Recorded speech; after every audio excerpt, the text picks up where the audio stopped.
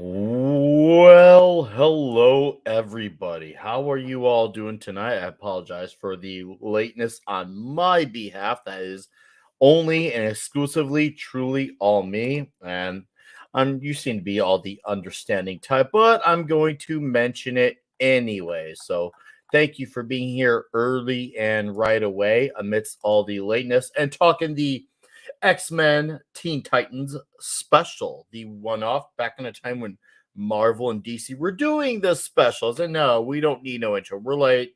We're saying screw all that, but nice to see everyone here right away. How you doing, Grim? My guy Vince Womack, Oh Baby 74, Phantom Outsider, and Christian Delorme with a Canadian $5 leading off the bat with a 69 huge Slayer.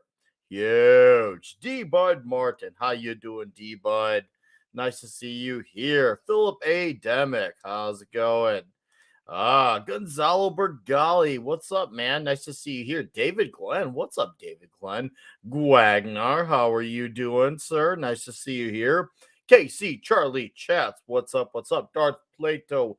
Hello, guys. Once again, thank you for your patience and your understanding. So I'm glad we could all be here. Let's enjoy tonight. This gonna be a very unique thing. We've never done a crossover thing. You think we would have touched that like sooner? Touch. But here we are tonight. And we're bringing our panelists here, and we're gonna start off with the Clobberer himself. How are you, Clobbering Times? Hey. Welcome. Welcome. It's just a habit, man, because I do my own show. So I can't welcome someone to someone else's show, can I? But thanks for having me, No, making me good feel habit to welcome, have. buddy. And hail, wonderful chat out there. Good to see you, my friends. Ready for some And clobber reviewing. oh yes, and fantastic to see you, sir. By the way, Thank you, as buddy. always. So I'm glad we're gonna talk this one. This is I know Yeah. we definitely got some. This is definitely gonna be a good topical one. This definitely warrants a good solid discussion. And for all 13 of you here in the chat right away, thank you. By the way, how's it going, Bush Pan Down? I will probably do a slightly shorter episode tonight, hour and a half with this one. I think that should cover enough ground though with this one comic, this one crossover. So let's bring in our other dudes here. And he is the common nerd, which for one, I apologize for not being around Wednesday. Wednesday is just too crazy to make it happen. No, excuse me. Sorry. You're good, man. No worries at all, brother. No worries at all. It was an absolute blast. We had a great time. I officially launched my online CBD store and got to tell everybody that my wife is pregnant. We've got another one on the way. That's going to make number 5. So, yeah. So, yeah. Exciting times. You're trying to build an army, aren't you? Pretty much, yeah. Well, like her and I talked about like a baseball team, maybe a basketball team. I don't know, maybe a football team with a second and third string. I don't know. Let's just kind of see where it goes. I must say, I gotta admire that you are very productive. Right. I've heard that from a couple of people, but like, damn, man, get off her. Man, I was just like, I could just hear Darth Vader. The fertility is strong with this one. Nice. I had to. You gave me an opportunity, but congratulations, Absolutely. by the way. That's awesome. And amongst all that, pumping out a video every day, and yet here you are appearing here. That is insane and even more admirable than it already was to begin with. So thank you for being here and taking that time. Let's enjoy this one time because I'm sure you got some stuff to say about this one as well. This is a good one. And then, of course, the man who got the thumbnail going, the man who is, like his shirt, essential to the show. How are you, Ironcaster? There is another. Is there, though? Is there? Oh, no, I mean, like Commodore, man, congratulations. Thanks, buddy. I appreciate it. Yeah, congrats indeed. Like, I guess you're just trying to follow like Quarter Black Garrett and Shadiversity, and like you're just having kids just so you can like sway the movies you want to like do well at the theater. Well, yeah, duh. Like the culture. This is what I always tell people too. It's like the culture war is really more of a waiting game than it is anything else, right? All we have to do is have a whole bunch of kids and introduce them to all the good stuff, because all the people out there trying to destroy all our good stuff, they don't want to have kids anyway. So you know what I mean? So it's like we literally like all we got to do is like wait like a generation, another generation and a half, and as long as we can hold the line, we should pretty much be out of all of this because they'll Agreed. all die off. No, man, no, that is very true. A lot of them don't want to have kids, and it drives me crazy when some of the like, I guess we'll just say not to make this long term political, but we'll just say the rhinos when they go like, "Oh, you should have kids." I was like, "No, dude, no, don't encourage them. Right? Let them Not be those- that way. What are you doing? Right. You're making it worse for us by encouraging them to have it. Let them not have it so they can. We don't have to deal with them in a generation or two. I would love for Exactly. that. So, Exactly. anyways, Iron Caster, great to have you here, and I'm sure Fenrir will be here, and then Pablo, of course, will be here when they hear. Has anyone heard from Pablo since he had the China? No, Wow. no, I didn't even know about that. Because I know he. Well, Yeah. no, he was on here last week, and he said Yeah. so. Yeah, he I told us only about it asked last week. because I know he did his Saturday Espanol Midnight's Edge show. So I was like, okay, well, I'm hoping it's all right, but when there goes my camera, damn it, camera. Oh no. Right. That's okay. Rip. No, it'll be fine. Oh, It'll be no. fine. It'll be fine. My camera's just bipolar. But anyways, so yeah, I guess let's acknowledge first off. So obviously, my history here. I think we should definitely. We should before we show off this comic and talk about it. We should definitely point a little bit of our perspectives on this. So, I've known about the X-Men for a long time. Obviously, because of the cartoon was my introduction. I've not read much as far as the way of X-Men comics. I've been very out in the open about that. And then the Teen Titans has been more of a bit of a recent sensation. I'm now on the second volume, the third issue of the 1984 run right now, after I finished the 58 issues of original material from the run that was originally titled The New Teen Titans to Tales of the Teen Titans. And that had the 4-issue miniseries and the Batman the Outsiders crossover with the leading prelude story that starts before the number one of 1980. So I went above and beyond all of it. If it was connected to it, like or the main issues, yeah, I read all of that initial first run, and I had so much fun. I've grown so attached to these characters. So I'm definitely coming from the perspective of I guess you could say now a Teen Titans fan. I feel like it's warranted. I know the characters, I know the relationships, I know their mannerisms, I know their traits, and I know who their villains are. So yeah, I guess I'm coming from the Titans perspective of things. And what about you, Caster? Present what side of the coin you bring to this. Well, so I'd say some of my earliest memories are the X-Men, like watching those cartoons, like even before before I was really old enough to really kind of get things. Like my dad would sit down every Saturday morning with me. He'd watch X-Men because he got me into it. He would take me to the shops. He would brag about like, oh, I get my son's into comics just like I was, that sort of thing. To the point where on Saturday mornings when the guys would come by to pick him up to go do roofing jobs, he would make them wait so he could finish X-Men with me. Hell yeah. What a dad. I remember having like VHS tapes of the animated series, like that I would watch, like sitting on his bed watching at night. You know, it's this team, these characters have been like a part of me for 30 years now. And it's just always this little bit of satisfaction that I can always kind of go back to. I've always been partial to them. That's no secret there. Oh yeah. And it's just a team that I feel like, you know, everyone should at some point delve into a little bit. But at the same time, jumping into and trying to read X-Men is almost like trying to jump in and read One Piece. I'd argue that One Piece is easier because you know the book to start on. You know That's the exact true. book. It's a long journey, but at least you know where to start. Oh yeah, by the way, that's a journey I've started over again. Oh wow. I'll explain later. All right, awesome. And Common Nerd. Your side of the coin and how you're approaching this story. So basically, my whole thing is I'm kind of coming from the Ironcatcher perspective, except minus all the comic book stuff, because I watched every single episode of that cartoon multiple times. Like when the internet first came a thing, and we started figuring out how to upload videos online and be able to download those videos online. That was one of the first things. That was one of the first things I got a hold of, and like I had my oldest son. Like he was a baby watching those because I had him on a big terabyte drive. So I loved them. I didn't get it. I never really got a chance to get into the comics much.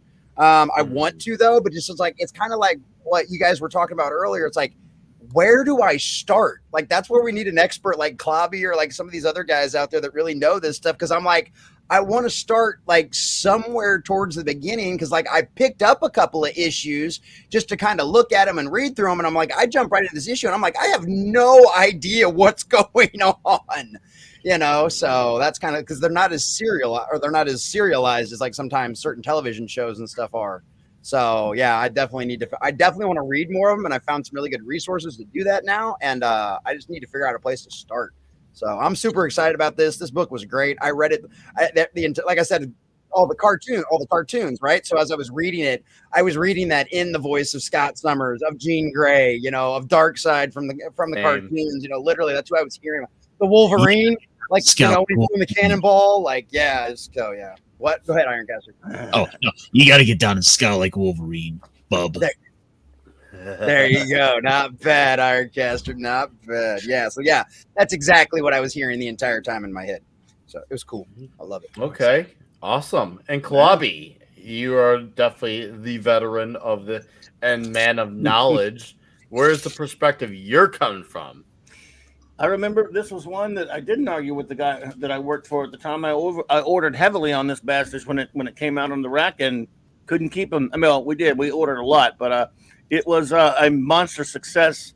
This was, of course, the fourth of the superhero Marvel DC crossover. People like to say, nah, it's fifth because they had that. Remember, don't forget they did Wizard of Oz. I know it was a crossover. That doesn't count. I'm talking about there was Superman, Spider-Man 1, Superman, Spider-Man 2, Batman, Hulk, and then this. Now, at the time, those three wonderful books were, of course, done in tabloid/treasury format. Marvel called them treasuries, but basically a treasury or tabloid format. And they took turns in terms of editorial staff and creative decisions. So the first one DC was in control of, the second one Marvel, third one DC. So this time it was Marvel's turn. And both their two biggest books originally, for years that they talked about it was going to be the Legion of Superheroes and the X-Men, because that was at the time the prevailing most popular book for so many years of young characters. A young superhero team for DC was the Legion, whereas of course obviously the X-Men was the premier young character book for Marvel. So that for a while that's what it was going to be. Then of course the new Teen Titans blasted onto the scene in 1980, 81, whatever it was, and became a huge hit. They'd had their own series before. I bought that. I was a fan of the Teen Titans before that. I was a fan of the X-Men before that, before. But around 1982, when this book came out, they were the two biggest comics on the racks. Titans had been around for a little while, and of course, the X-Men had been firmly established as the most popular comic out there. Rivaled only probably at the time by Miller's Daredevil. So it was huge, as you say, and it was going to be in the treasury format, but a lot of dealers bitched and moaned about it, and they ended up sizing it down to the comic book size, but a prestige, not the prestige format, but it was still saddle stitched. It was still, but not the square bound. However, it was on the quality more like closer to the Baxter format paper, which was the first or one of the early ones. And so it was formatted that way with a nice wraparound cover. And at the time, Chris Claremont was the big writer for Marvel. Burton was already on Fantastic Four, and he didn't want to do it, or maybe he did, but I don't know. See, Jim Shooter didn't want him doing it. And so, obviously, you weren't going to get George Perez, the prevailing artist for Teen Titans, because he was at DC, and Jim Shooter didn't like that. He had he left Avengers to go do Justice League, then later do Teen Titans a couple of years previous. So You get this up and comer who, of course, had made a name for himself in the '70s, Walter Simonson, on a great backup series called Manhunter, the backup detective comics, and then a little bit of DC stuff here and there. And then did various works. Soon to be known for, of course, Thor 337 and this unbelievably popular and classic Thor run. But you bring him in, you get the perennial X-Men inker Terry Austin, or at least he was before he left X-Men at this point. And I love Walt Simonson. I think, going back and looking at this again, he did a much better job than I thought back then. But at the time, as a comic book fanboy of 18 years old, running a comic shop, not the one I owned later, but I was running a comic shop. I know I say that all the time. I really wanted it to be Byrne or Perez. I was angry, and I wanted it to be Treasury format. So I went into this one kind of sore. I'm like, I love New Teen Titans. I was still excited about that comic. I kind of dumped X-Men at that point. Byrne had left. I love Dave Cockrum, but I wasn't really thrilled with the series at that point. So I think I dumped X-Men at this point because Chris Claremont is a wordy, soap opera-y, exposition-y writer. Always was. He was clearly toned it down for this, and I'll explain that about the editorial decisions later. But Jim Shooter had control of this thing, and rereading this again for the first time in about 30-something years, because I haven't read it since it first came out, to be honest with you. And it was a lot of fun this time, more fun this time, really. But I could see Jim Shooter all over it, and I'll just leave it at that unless somebody else talks for a change. All right. No, I right off the bat. Yeah, I mean, what little I've caught of the cartoons, yeah, I heard those voices of the X-Men, and I right away. It's even though I've read a few of these Marvel DC crossovers. It's really cool to read this because it's like, whoa, you're thinking in your head like, what continuity is this? And you're realizing, okay, it's a world where both their continuities are happening because it's pretty much, it feels like the events of what's going down in Perez and Wolfman's run. And I'm gonna guess Simonson and Claremont's X-Men, judging by how it sounds and looks here by the suits and obviously the seminal creative team that's involved. I was like, okay, I think this is his own universe because they were acknowledging each other's teams and other things as if they were always there. And I thought, okay, that's really interesting. There's one part where Robin, so he's still Robin. This is before he becomes Nightwing. So and this is around 1982, so it's probably around 20 something issues. So this is, of course, when Wally West was Kid Flash and was still on the team too. So he hadn't quit the team yet. Raven had gone through another bad phase of Trigon the Terrible. So, and it's amazing how much all those things come into play on and I'm thinking, okay, maybe this is after maybe 25 because that's when they had that great big battle, Clawby, right after issue 25 on the Citadel. If I remember correctly, yeah, I think it's around issue 25, the battle against Blackfire. Well, I'll put it to you like this: against Blackfire. The Teen Titans book that month, and there that month because I'm looking at it right now, was actually the Teen Titans Annual #1, what came out that month, and then New Teen Titans #5. You're correct with Blackfire. That's a very good call. Also was out that month, and then of course X-Men 150. I don't know, 150, 152 or something like that. A lot of good comics came out that month, actually. So yes, your ballpark those. Yeah, you've got a X-Men title, X-Men, and that Titans Annual, and that Titans number 25, which you have read. Yes. Okay. So I did get it. So I'm remembering this run now. It's sticking with me per se. Yeah. I did like having this open panel here. Her Kitty Pryde and Tiny and Marvel Comics is power. Because even though it's a Marvel comic, because obviously it's got, because you can see, as you mentioned, Shooters on editor, Len Wein is the editor. So I wonder what it was like to be in the office, because obviously this is at a time where the offices, I guess you could say, were a bit more competitive. I wonder, if it was like, I wonder if there's any sense. I was gonna say, I wonder if there's any sense of awkwardness, like I gotta learn DC work to be an editor. Look, that was a jibe. Look, those guys were all friends and stuff, but that was they were competition, and it was Marvel's turn. So They got to do everything. But they weren't going to do something stupid like put a big sign that says DC sucks or anything like that. But aside from that, that would be kind of funny just to see them have that competitive Right. edge like that. Have them go back That would have and been funny. by the way, this is just for the record, Earth 7642. Thank you. I've never looked into particular. So it's definitely a continuity where both their stories happen, but they just happen to be all existing. Man, that's a lot of superheroes. Like once again, when I'm thinking about that panel where Robin brought up the Justice League and the Avengers, I was just like, holy damn, that's a lot of. You're never gonna have it. How do you not have an issue at that point in time where every hero, like you live in a world where you have Superman and Thor and Spider-Man and Batman and the X-Men and the Fantastic Four and the League of Superheroes. Like we haven't even scratched the surface with all the teams. Would you guys real quick? Would you guys like to hear the complete list of like crossovers? Because this is fairly brief here. Yeah, no, go ahead. Let's do it for the chat's sake. Okay, so first, Superman versus the Amazing Spider-Man. First, the best. Love it. I've read that one. Superman and Spider-Man is the second. Batman versus the Incredible Hulk. Marvel and DC. We're right here with the Uncanny X-Men New Teen Titans. Batman and Punisher. Plenty to go, too. Makes sense. Punisher and Batman. Spider-Man and Batman. I'm changing a trend. Batman and Spider-Man. Darkseid versus Galactus. Ooh. Yep. Daredevil, Batman.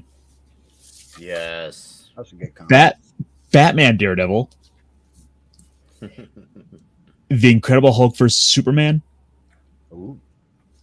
And then finally, the New Avengers / Transformers. They left one out. Oh, did they? I just decided to go look at that list as well. If you look at the database, they left out Superman, Fantastic Four. I didn't even know that was a book. Yep. I didn't know that was a book either. There's also Green Lantern, Silver Surfer too. And then and maybe those are supposed to be different worlds, but not. Hey, John Coppola. I think JLA Avengers was a different because there were two different planets in that one. So Look at this here from D-Bud. Said, I have one customer who kept coming back in and buying every copy I had of this book out of my back issue bins at $5 a pop. He must have bought 100 copies of it from me.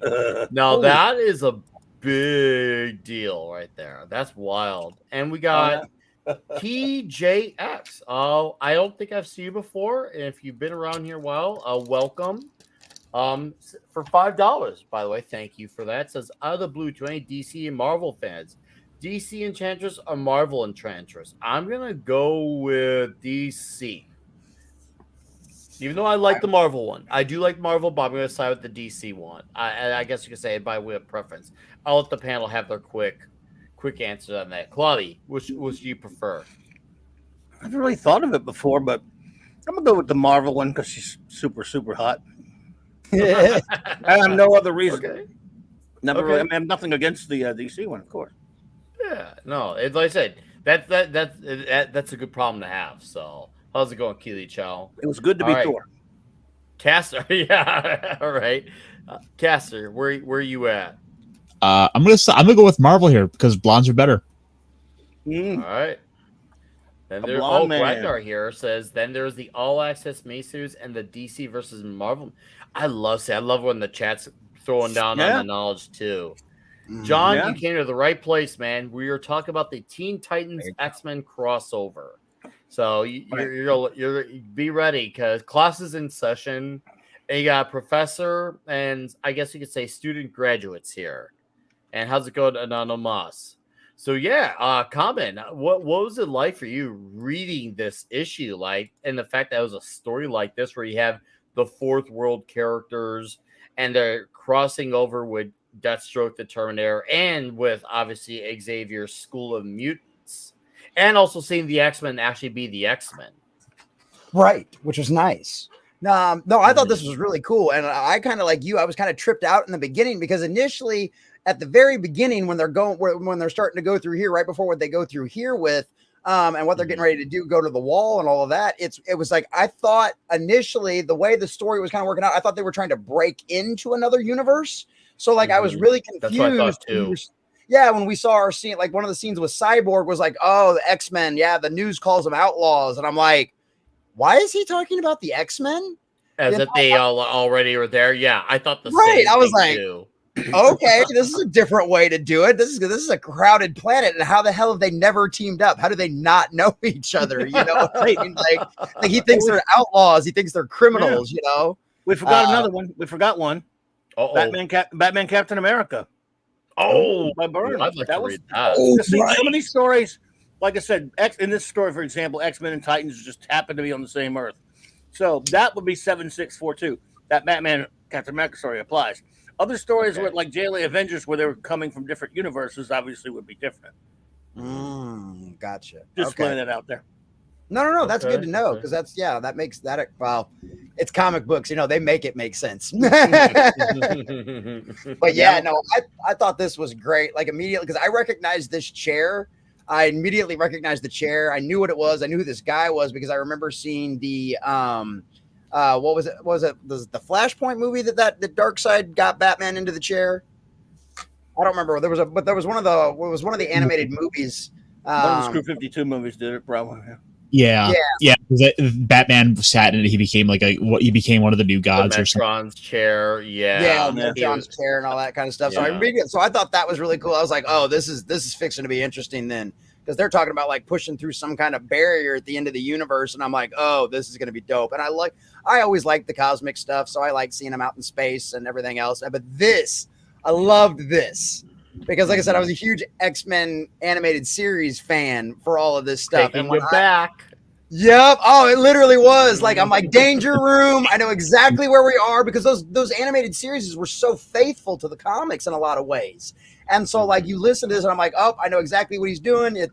I can hear the voice inside of my head. He's doing a pinball, and I love seeing all of this stuff properly explained in the comics as well, as it's like the first time you've ever been introduced to these guys. So I really enjoyed it. I love I love the look of Wolverine in this too. I mean, it's just spot on. So yeah, this was a lot of fun. I loved reading this all the way from the beginning to end. So no comment. I'm glad you brought that because it does get points alone off the ability that if you're a normie who happens to run by this, you could pick this up and read it, even though the Teen Titans were 2 years into a comic run that really gave them mega stardom. And I don't know how hot the X-Men were at this time, but obviously it's Chris Claremont. So at some point in time, this is a seminal run. So at the top, for me to jump into this and only have watched a few episodes of the animated series and still feel like I wasn't lost at all, I was like, okay, I follow this easily. This book is like, it's almost like comics for dummies. And in that sense, because I only know like a lot of the characters' names from the X-Men, obviously from some of the movies, but the movies barely scratched the surface. So this was right away. It made me feel really comfortable at home and easy. It felt like I could just go to the microwave, get my extra buttered bag of popcorn, and just get comfortable with it and just ease right in. That was Shooter's intentional. This look, I'm sorry to break in, but I'll just tell you that break in. Chris Claremont is a very do it. Well, Chris Claremont's a very histrionic writer, very dense writer, and very much. If you'll notice, the X-Men, like this is still someone like Jean coming back, how that would affect Scott later in other comics. He was fairly cool customer in this one. Everybody was a little toned down in their emotional responses to Jean being brought back as Dark Phoenix, because. And also there are lots of exposition that the characters are talking about, explaining who they are. That's Jim Shooter. Jim Shooter said, write this. Don't write this like it's in your normal series, and then write it to where you tell people who these characters are in case they're picking up an X-Men comic for the first time, or they're picking up a Teen Titans comic for the first time. Shooter wrote down to his audiences a lot, and that was an editorial style of his, an editorial edict of his, and you can see it. I mean, I appreciate it. I actually do appreciate that from Shooter. I know you've had your, I guess you could say, your complaints about Shooter, Oh but yeah, I think we could say this was a good move, and in some ways he helped the competition this way too. I don't know well, they whether it was were in it intentional or together. not, but yeah, but he definitely helped the competition in that regard, as they like to call him, for Well, DC, the distinguished competition, because that's DC in initial speak, and it Yeah. worked because like you could say, okay, I follow this because you had the hot off the Phoenix storyline, which obviously we all know that's been as as been At this beaten point, to a us couple of as much years. as Dark Yeah. Knight Returns, Watchmen, add Flashpoint now to the list. The Phoenix, we've had freaking 2 movies on it, not one, 2 Yeah. movies.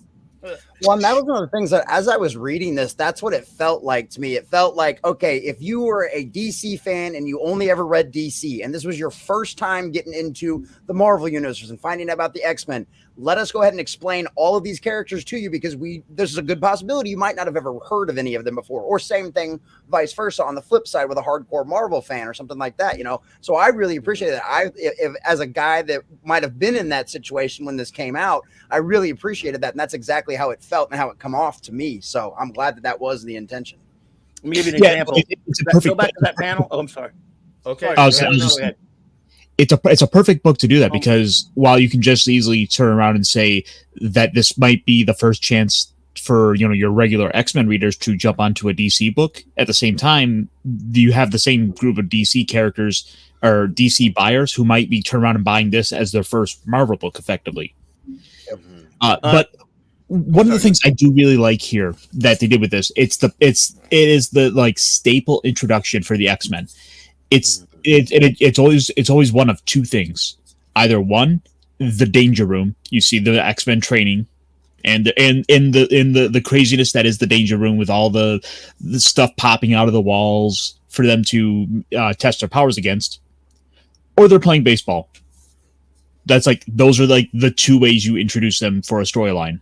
Yeah, some kind of sport. Like I've seen him play basketball before too as an intro.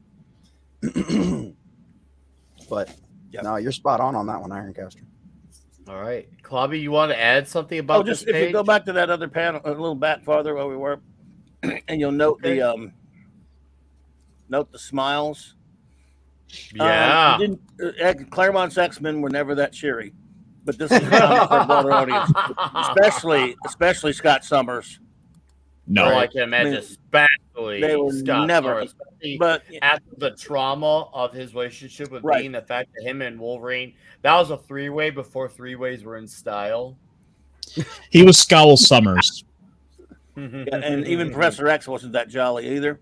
I mean, Kitty, yeah, even Wolverine's kind of fairly, That's fine. I'm just saying this was toned down for a broader audience. Jean's parents had even said when they go talk to her about the dream that they had, because obviously the X-Men and the Titans all had dreams. It was the parents, the great parents themselves did say that they had just gotten over this death. So I guess you could say at this point in time in this particular universe, the X-Men have, I guess you could say, I wouldn't say moved on, but maybe they have mentally recovered from the death of Jean Grey. Well, maybe in the comics currently coming out this time, you're probably right. They probably were not as upbeat as they look now, but they were getting by. I think that would probably be the best way of explaining, because I think that's the closest we got was the great parent saying, because I think it was the mom who said, I had just gotten over this all happening. Well, I think it was her who said that. That's partially because I think it would have been about a year or 2, because the death happens around issue 138, 139, and if what Clobby was saying, this would have been around issue 150, 152 or something. Yeah. Then it means we would have had a full year's worth of comics to have come out. Right, but still, he was always mopey Scott Summers before and after. Well, I'm thinking more so from the reader's perspective.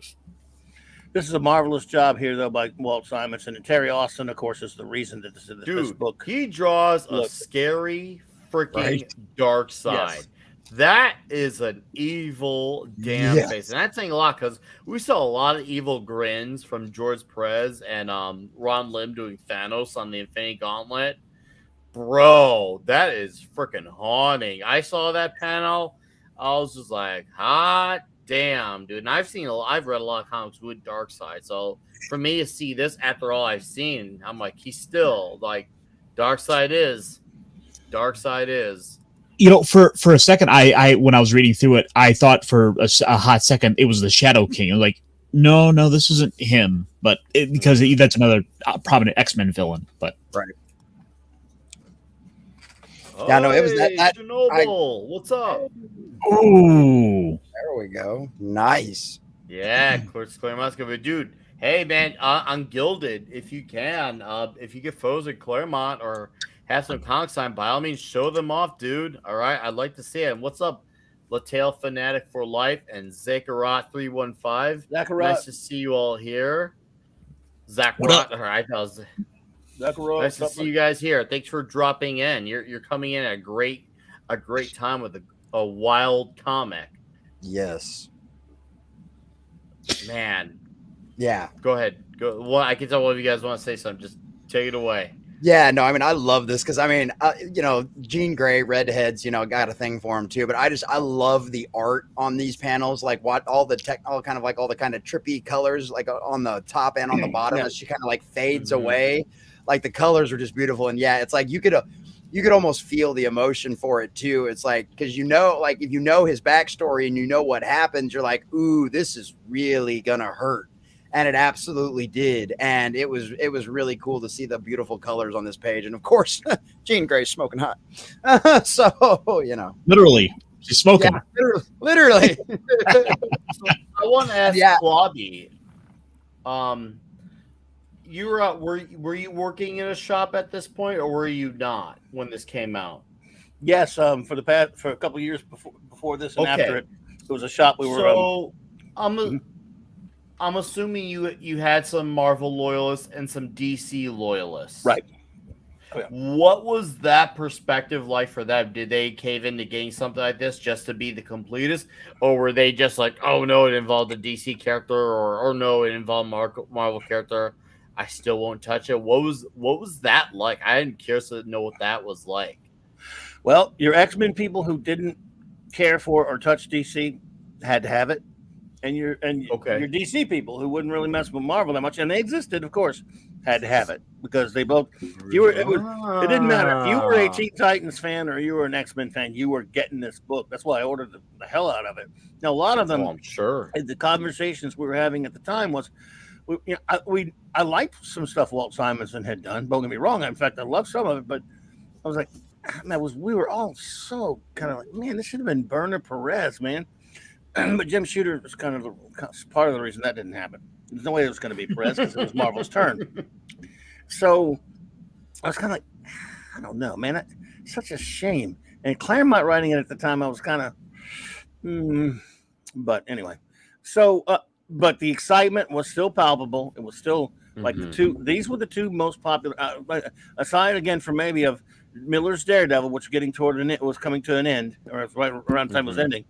By the way, Miller and Claremont and Miller's and Rubenstein's Wolverine miniseries were coming out that month as well. So that was big on the stands, but that was the biggest thing going was the Wolverine miniseries. But right there with it was the ongoing X-Men book, the Teen Titans, and when you combine that with this book coming on the rack, it was your favorite word. And you know what your favorite word is, Nick? Oh, everyone was really excited about it. I was still excited, by the way. And everyone was really excited about it. And everybody, and we had a pretty big customer base at the time. There was no one that did not walk out with that sucker. I mean, everybody had to have, if you were buying mainstream comics, obviously if you were somebody who was not really. Yeah, if you're an indie guy, you probably weren't. But if you're a Marvel or DC reader, right, it's clear that you were getting this book. Yes. Wow. Okay. That is what did help it. This, by the way, this is the first time this format. This was a very slick paper. This was, as you can see, a very expensive book for the time. It was $2 at the time. Yeah, $2. Very expensive book. Again on the slick, not the back, sort of like the Baxter paper, but a little bit different. It was still saddle stitched. It wasn't square bound, but but it was comic book size, right? 8 and 11, 8, whatever that 8 by 11, whatever it is. I forget the measurement. So it was that made it also easier because a lot of people, again, unless you went to the drugstore or now in this case the comic shop, you couldn't find those big tabloids. I think if it were a tabloid, it still would have sold well. But this enabled them to put it at the comic shops, and then a couple of weeks later, they put out a newsstand edition as well. So yeah, it was gigantic. Just to answer. What's up, 5 picoseconds and Dave Bob? I see you guys here. How Dave you both Bob. doing? Yeah. And I want to point out this book is. I really do love Walt Simonson. This book is what it is. It looks as good as it does because of Terry Austin. He is a genius. He was the greatest inker in comics at the time. He was well known for inking. He was great at inking Perez the few times he did, but he was the best inker on X-Men bar none, and his X-Men work on Byrne, what made it Byrne's work shine on the whole run. And Terry Austin took this. This is why, because if you look at other Simonson work, it does not look like this. There are some panels that kind of look Simonson. But look at this page right here. Look at her face. Simonson did not do detailed faces like that. He did in a lot of cases. All he had to do was some layouts. Terry Austin is the superstar behind this book, and Glynis Wein with their colors, because this had a very sophisticated color scheme and color palette because it was that format. It was not a newsprint 4 color comic like most. So sorry, sorry. While so I understand that was like fairly that was obviously was the standard. Like, was that something that just happened like rarely, or was it like how common was it for them to change the format like this and change the color up like this? This was the first time that they had done it. Like I said, the first 3 books that you talked about Iron, the first 2 Superman team ups, and then the Incredible Hulk. This is the 4th. This was supposed to be in that Treasury big tabloid format. And they just decided they couldn't sell it. They wanted to be able to market this thing and to be able to a lot of people just don't want to collect a big old monster book. I have a big collection of them. I love those things. But this was the first time they used this format. So they converted it from that. So it's the first like special, because they could have put it in the graphic novel format that they were using, but they would have been comic shops only. They wanted to, these characters are too big to do that with. Too big, so you got to make it small. They definitely want to get this. I mean, especially when you have 2 flagship teams, or I guess you could say, we'll just say A-level teams, because I'm because you said Titans and Legion were the big books at this time. Well, they obviously the X-Men are considered the younger group than the Avengers of the Fantastic Four. They're the youngsters. Yeah. So yeah, they wanted the Titans are to the Justice League, right? Yeah. And at the time, Teen Titans comic, before the new Teen Titans came along, was not a big seller. Nobody bought it, and it got canceled a few years before they brought it back as new Teen Titans. So the Legion of Superheroes was the big book of young, teenage characters. So that's why they wanted it to be the 2 younger. In other words, not Justice League Avengers was already planned, and then that got shit canned. It was coming out after this. We all know what happened with that. But yeah, so X-Men was popular. So of course the two companies got together and said, well, let's get our 2 teen books together. And the X-Men weren't really like teens, but they were young adults to teens, if you see what I'm saying. They were pretty young, most of them. And in other words, they were comparable to the Legion, because so yeah, and Legion was their biggest book, but then they kept putting it off, delaying it. Things were going on at DC with Shooter and stuff. And then when the new Teen Titans hit it big, then Marvel said, "Oh, now you guys got something that can hang with our X-Men." It's just hey, they were they were a threat to X-Men. Sales are a lot of people. Again, it's anecdotal, but a lot of people in a lot of the trade in the publications like the Comics Journal, Amazing Heroes and stuff. A lot of people that were dumping X-Men and going into Teen Titans liked it better. It was a better comic at that point. All right, we got a great question here from Volume Dealer, and I'll let you carry it on, Common, right after. Volume Dealer, how you doing? Says, do you guys think when the commie subversion is over, both DC and Marvel's continuity will be asphalted over? I know. I think I'm of the Eric July perspective. I think we are past the days of these books even coming back to that. I mean, if it happens, I probably would give it a shot where they turn around. Maybe I would. I'm not gonna say I won't because people say things and then when the time actually happens is different. So it's maybe I would. I'm not banking on it though. I mean, that's another reason why I've been trying to discover a lot of the older stuff that I either glossed over or just wasn't aware of. This has been a golden age for me to do that in that regard. So yeah, I think it's beyond gone and saving. And I'm open to being wrong. I really am. Because I've been reading a lot of DC from the outside the Teen Titans. I've been reading a lot of 2000s DC. And I thought to myself, wow, this shit is damn good. And I've been enjoying it. And some of the runs I had read in the last few years, like Zatanna, Booster Gold, but I know it wasn't until even more recent years where I'm like the Johns Titans I've also started reading. Or of course I've read the Green Lantern run.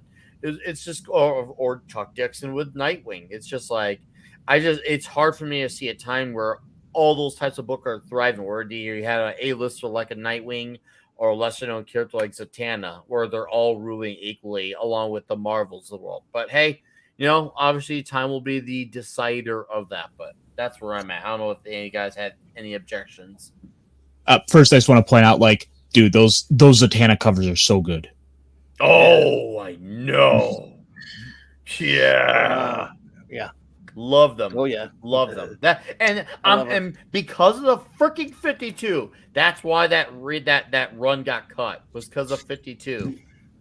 Talk about the Paul Dini Zatanna Yeah, books? Yeah, he loves Zatanna. I as from Heel versus Babyface, I found out was a monthly reader of that when it came out, and he said he got derailed because of the freaking new 52. Everything got screwed over by the screw 52. Dude, I thought about that because I thought, oh, why is it such a short run when this is such a quality story? And I look into it to see what people's thoughts were. I'm like, okay, people seem to like it. Okay, so I guess I'm not alone in that regard. What happened? And then I sent him a super chat about that book, and then he was not enthused when he brought up what derailed it. I was like, okay, so he's definitely still bitter too. Yeah. No, I think ultimately you'll have to see, like, chances are within the next couple of years, DC will hit another reset again, and we'll just kind of act like the stuff that happened before didn't happen with them. Marvel is going to be a much harder one because they almost never do. We just kind of quietly ignore things. Mm-hmm. Okay. Common, Klobby, got anything, or shall we just carry on with what we got? Keep going. Unless you got I think the only real hope DC's got, and it's going to take years, is because the leadership has changed over there, but it's going to take a long time before any of that filters all the way down to the comic books themselves. They are basically like a non-thought about thing right now. As far as like Zaslav and all those guys over at Warner Brothers are concerned, like that's the last thing on their mind. They've got too many other fires to put out right now. So hopefully eventually they'll work their way down there. And then, yeah, like Ironcaster said, that it'll just be like a full reboot and they'll just ignore everything that happened before. So we'll see what happens with that, though. That's still years down the line, though. All right. And this is the panel I was bringing up earlier where he said, this used to be a skyscraper until it got trashed by the X-Men. And like I said, he says it in passing as if he is already aware of them, knew what they were. And I'm thinking, hold on, wait. This feels in continuity with what I read in the Teen Titans, yet he acknowledges them like he knows them, rather it feels like, hey, what's this mystery? Jinkies. It's not the Jinkies. It's I know what's going on here. So that's why that's why I was trying to really question what I was reading with my life at that point. But obviously, it's meant to build a formula where you want to have the gathering, them meeting who the villains are, having issues with villains, and then of course, basically a successful formula to telling a big one-off story. And Robin here, of course, he encounters freaking Parademon, and there's our boy, good old Slade here, the Terminator. Slade! I'll tell you what, reading the Teen Titans has really elevated my respect of Slade Wilson, the Terminator. holy hell has it. I just kind of always thought he was just a villain who's, I guess you could say, really talented at what he does, but holy crap. Like, now that I've read him into a run of 4 years worth of a comic run and now going on 5 years, I'm like, damn, like I feel the chill. I can hear the chill from his voice. He feels like he has almost like a voice that maybe Josh Brolin could have had like a voice like that, because Josh Brolin, if he were never Thanos or Cable, I could see him being a character like this as well. He definitely has that badass voice that sounds like it's filled with wisdom and rage simultaneously. So yeah, oh man, absolutely, I have now fallen in love with Deathstroke because of this particular one. What's up, Dearest? He looks like an 80s Daredevil villain with guns. And you know what? I'm good with that because I love 80s Daredevil. So that Daredevil is one of the books I grew up reading. So that was like that's easy for me. So don't threaten Nick with a good time there. Right. Right. and once again, it's right here. Let's see. Yeah, all the tragedy. Yeah, right down there. Yeah, where the That parents. Oh, right here. It isn't fair, Oro, to lose her, to grieve, to finally recover from that grief. So that's why I say that's when I was starting to think, okay, that's when I was starting to kind of piece it together that it was its own universe. My guess is at this point in time, the X-Men were not as in grievance as they were in what they normally would be, and most likely were in their book. This is where I start to make that connection. I don't know about what do you feel, Caster, at this point? I mean, just the idea of like her having had, like, we'll say about a year or so of time have passed to finally start to get to a, I don't want to say more normal place, but to a place where she can kind of start to pick up the pieces of her life. Like, that's going to take time. That just does feel like this would have taken some time for her to let some of those wounds, I don't know, heal doesn't seem quite the right word, but like it feels appropriate, like an appropriate amount of time has passed. Mm-hmm. Okay. And Common Nerd, you were probably, I guess you could say, the super normie as far as the comic aspect or comic perspective. What were your thoughts at this point in time? Well, I really enjoyed it. I really liked it. It did seem like Ironcaster was saying, it felt like they moved on. But yeah, I was totally confused at the beginning too, when they just like casually mentioned the X-Men. So it seemed like it must have been like, even though, the universe is all mashed up together and we figured all that out early on, it was kind of very interesting to see that in passing. But no, all the grief and all of this kind of stuff, it does feel like they'd basically kind of healed at that point and they'd moved on. And then to see it all ripped open, that was like, it's kind of heart wrenching to actually read those pages and hear, hear those voices in your head as you're reading them and hear that basically coming out of that mother's mouth. It's like, somebody with kids and all that kind of stuff. That's tragic. That's rough. You can't possibly imagine that. And then, leading into all the rest of this, now you've got, Professor Xavier just sliding right into everybody's living room in this giant astral form. So I thought this was a lot of fun. These were really good. It's a great story. And the artwork's obviously really neat in some of these panels too. Like, I love that one right there with Professor Xavier right there. It reminds me something out of the Doctor Strange. Yeah, Doctor Strange. Yeah, Doctor Strange. I was thinking that television show they did loosely based on his son, on Xavier's son. But yeah, Legion. Legion. Yeah, that's kind of what I was thinking too with all of that. But yeah, I thought this was cool, and I love seeing Wolverine. Like I said, I hear that voice and the back and forth between all of them. I think is great. So yeah, it was really cool. But yeah, they're searching for him, looking out there. And then this is great because they're wondering how they were going to find Robin and what happened to him, and he got knocked right on his behind. Something fierce. And he's pissed, man. You want to talk about a great panel? Make him look angry. Damn. Yeah, he was not happy. He got knocked down by the Terminator. He was not happy. No, not at all. But yeah, I love all the banter back and forth. And I love the little panel with the guy transforming into the bigger rat and screaming at the smaller one. Like, I just thought that was funny.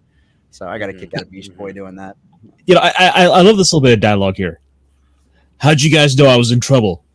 We didn't. We didn't know. There was only a red alert light that was going off on his body. Like, Right. bro. Hey, what's up, Fenrir? And welcome, Fenrir. Princess Fiona. Good night, my brothers. Hi. I speak to you from my bathroom. Hey, buddy. Okay. Yeah, Princess Fiona Are is you- right. Sims is brilliant. Love you, Princess. Welcome to the channel. I've not seen you around here before, but says she wrote neat. Oh, she's- Something's not neat. He's brilliant. She's a wonderful friend of a new friend of ours. Hangs out with us at our channel. Oh, nice. Well, See you, welcome Princess. here. Hopefully, you like what you see at the comic shop. Thanks for being here. Appreciate it. So, Fenrir, did you get a chance to read this comic book? I've been reading this book since I was 11, dude. It is my childhood wet Let's dream. hear Yeah, that's a Yeah, long comic. Damn. it's my childhood wet dream that I'd see all these characters together in one universe where they didn't have to worry about the restrictive laws of Marvel and DC bullshit. Where they were just one world. Where Superman can hang out with Iron Man and Captain America with Batman. I love it. Okay. And the best part is, Darkseid is a cuck in all universes. Dude, I was gonna say I don't know what it is, but I like Darkseid was like I'm not used to like him being that way, but it seems like Jean Grey has a way of attracting certain personalities. Like Wolverine, Darkseid, and Cyclops are, I guess you could say, a little bit hard-headed, all in their own ways, and she attracts hard-headed guys who do not want to bend for anything. And when they all have the same conflict of interest, well, that's a bit of a problem because they have one thing that they agree on. And it's Jean Grey. That's definitely a big problem there. Not just because of what she's capable of their powers, but because these are guys, even to them being on the same team, who all strongly disagree with each other. You throw in Darkseid, it's already bad enough Wolverine and Cyclops have their issues. Now you're throwing a Darkseid in the mix? Bro, what?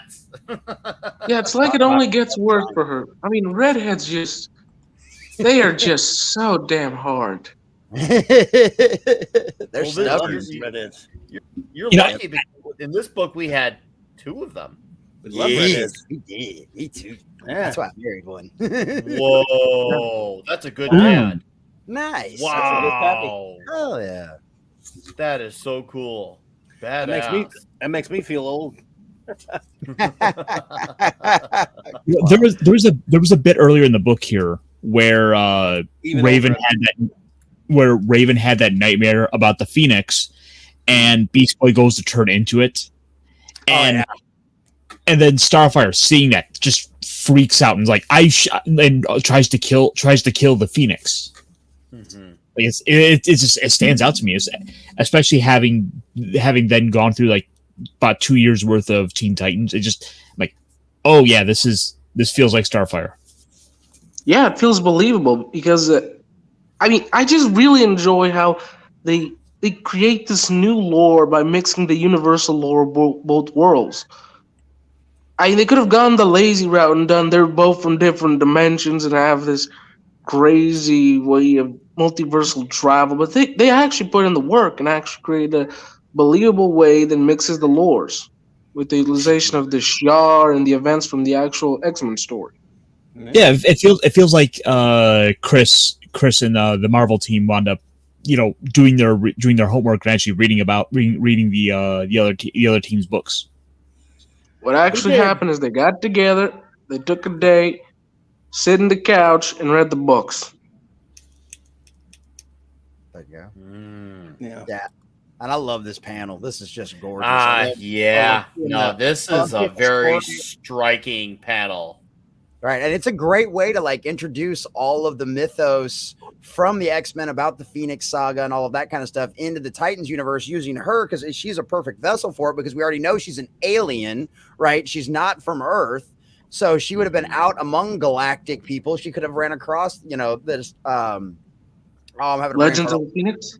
No, the Shi'ar and all of that kind of stuff. She could have ran across them because we all know about the Shi'ar, because they're the giant space voyaging, all the guys that have helped out with all of that kind of stuff. So it's like I thought that was a great way to introduce the mythos into it and actually make it make sense, make it understandable. Like it wasn't just like, it wasn't one of the X-Men explaining it to them. It was actually one of their own that already knew the story. So I thought that was a really good way to do it. No, Fiona makes a pretty good point right here. This is because, as I was pointing out earlier, if you remember how some pages were basic Walt Simonson layouts where Terry Austin did all the finishes and stuff, and I'm going to agree with her on this one. This is pure Walt here. I mean, Terry did work on this one, but this is to be the kind of page that's not just layouts either. Although Terry is a great inker, a very definitive inker. This is be one that face Terry did a lot of work on it, but most of the layout of these two pages are pure Walt Simonson. It's gorgeous. It's absolutely gorgeous. Look at the volume dealer here sent a great cut. I ran to John Byrne at my local McDonald's around the time the last X-Men movie. Dude, that is random. Did he get a McChicken? Or did he get? I hope he got the breakfast. Did he tell you don't breakfast? Did he tell you don't talk to me like he does at conventions? Oh God. I know a buddy of mine saw him at a con in Chicago where he had on his table he had a big sign he wrote said "Don't talk to me." Wow. John Byrne, the band of the people. Wow. Yeah. No kidding. Like, why even show up to the con then? I'd have to ask him, but he didn't talk to me either. I pissed him off at 2 times. I didn't talk to any of us. I won't go into the story, but I pissed him off at 2 different cons. Good job. Conversation for another day. We have to talk. So this is where Robin right here. He just says perhaps we should notify the Justice League or the Avengers. I'm like, yeah, bro, how does crime happen? Probably a good idea, right? How does crime That's how. Anymore? You had to be the. You gotta think you got all the villains though too. You got double the villains and double the heroes now. Yeah, it makes sense. Plus, you gotta have to imagine in this universe, the Justice League is probably Washington based, and the Avengers are probably just in New York. Yeah. Well, of course, you realize though. You guys realize the mastermind or the satellite, indeed. All mastermind villains in this universe is Condor, right? Well, he's there somewhere. Actually, I think the JLA at that time were JLA were Condor. So the Titans exist in a universe where the Condor exists. My dreams are coming true. It's never too late for a Condor Titans crossover. It's an inception. Exactly. At some point, they just had to meet. And then slide can slide right in and show up too. Dude, this is it'll be Condor and Dr. Light. They should have done more of these. With the Fearsome Five, Simon included, Shimmer. Oh, hey, look at who has arrived. Is he okay now?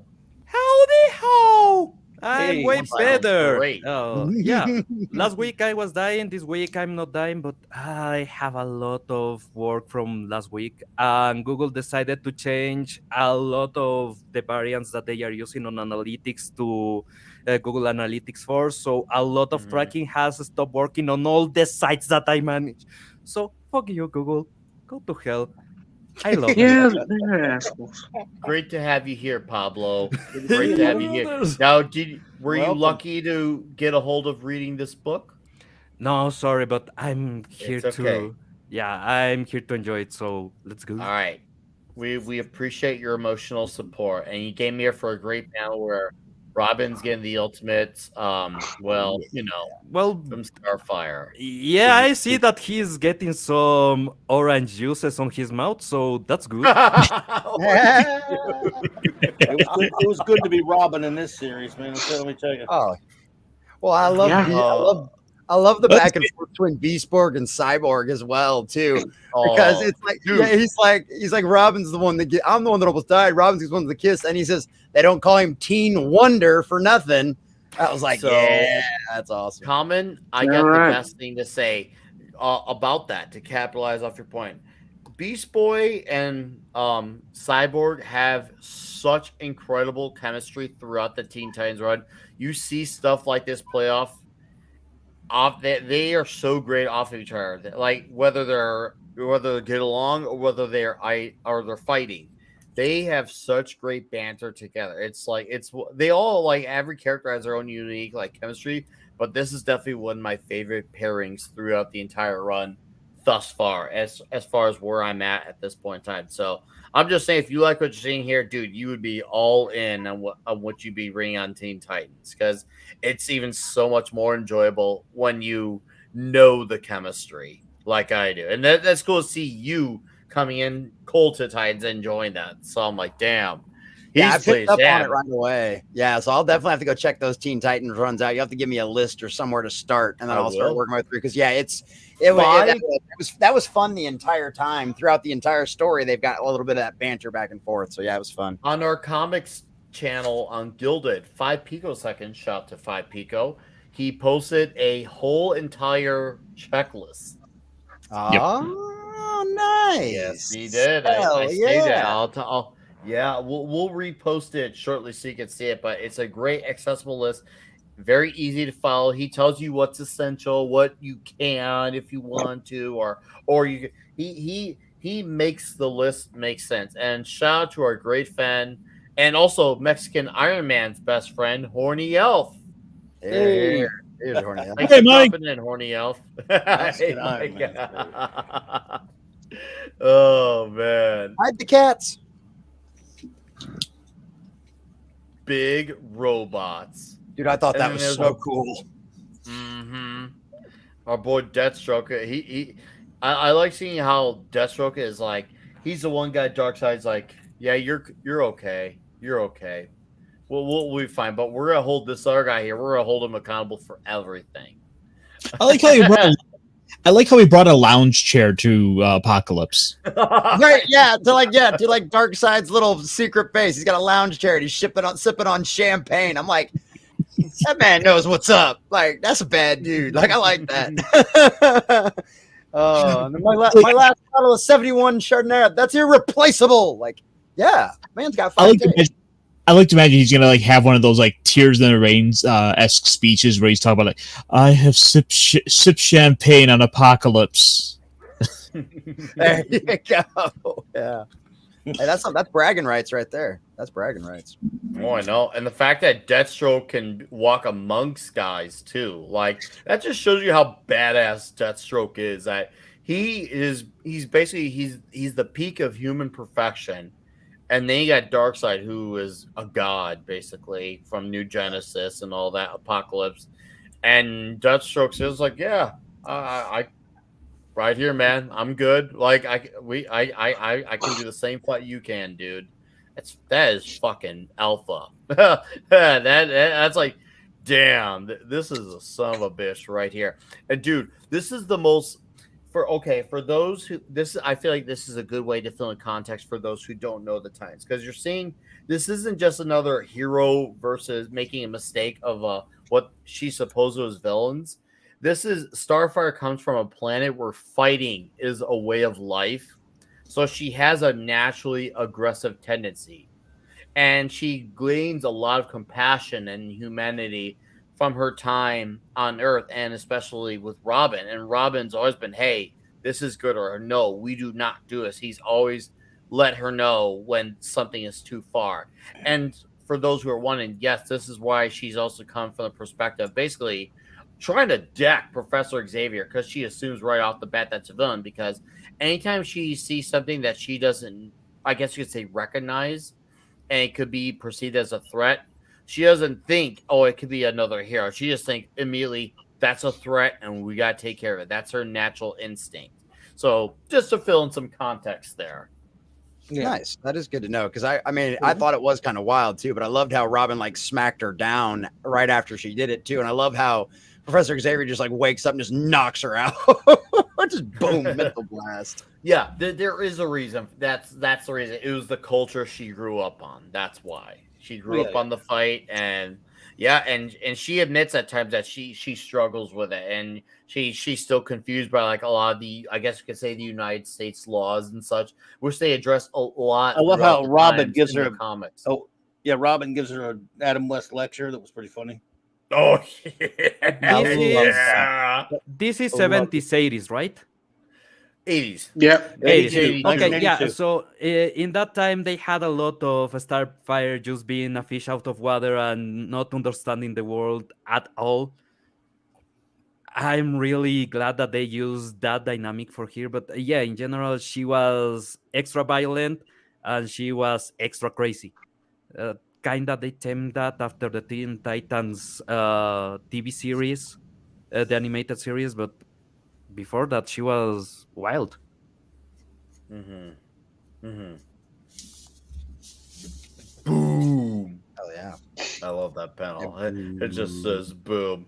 Yeah, and I remember thinking when I saw the boom, I thought it was actually gonna be the X-Men first and not the Commandos. I think, oh shit, we're gonna have the casual the heroes fight each other, and then they realize, oh, this is a big misunderstanding.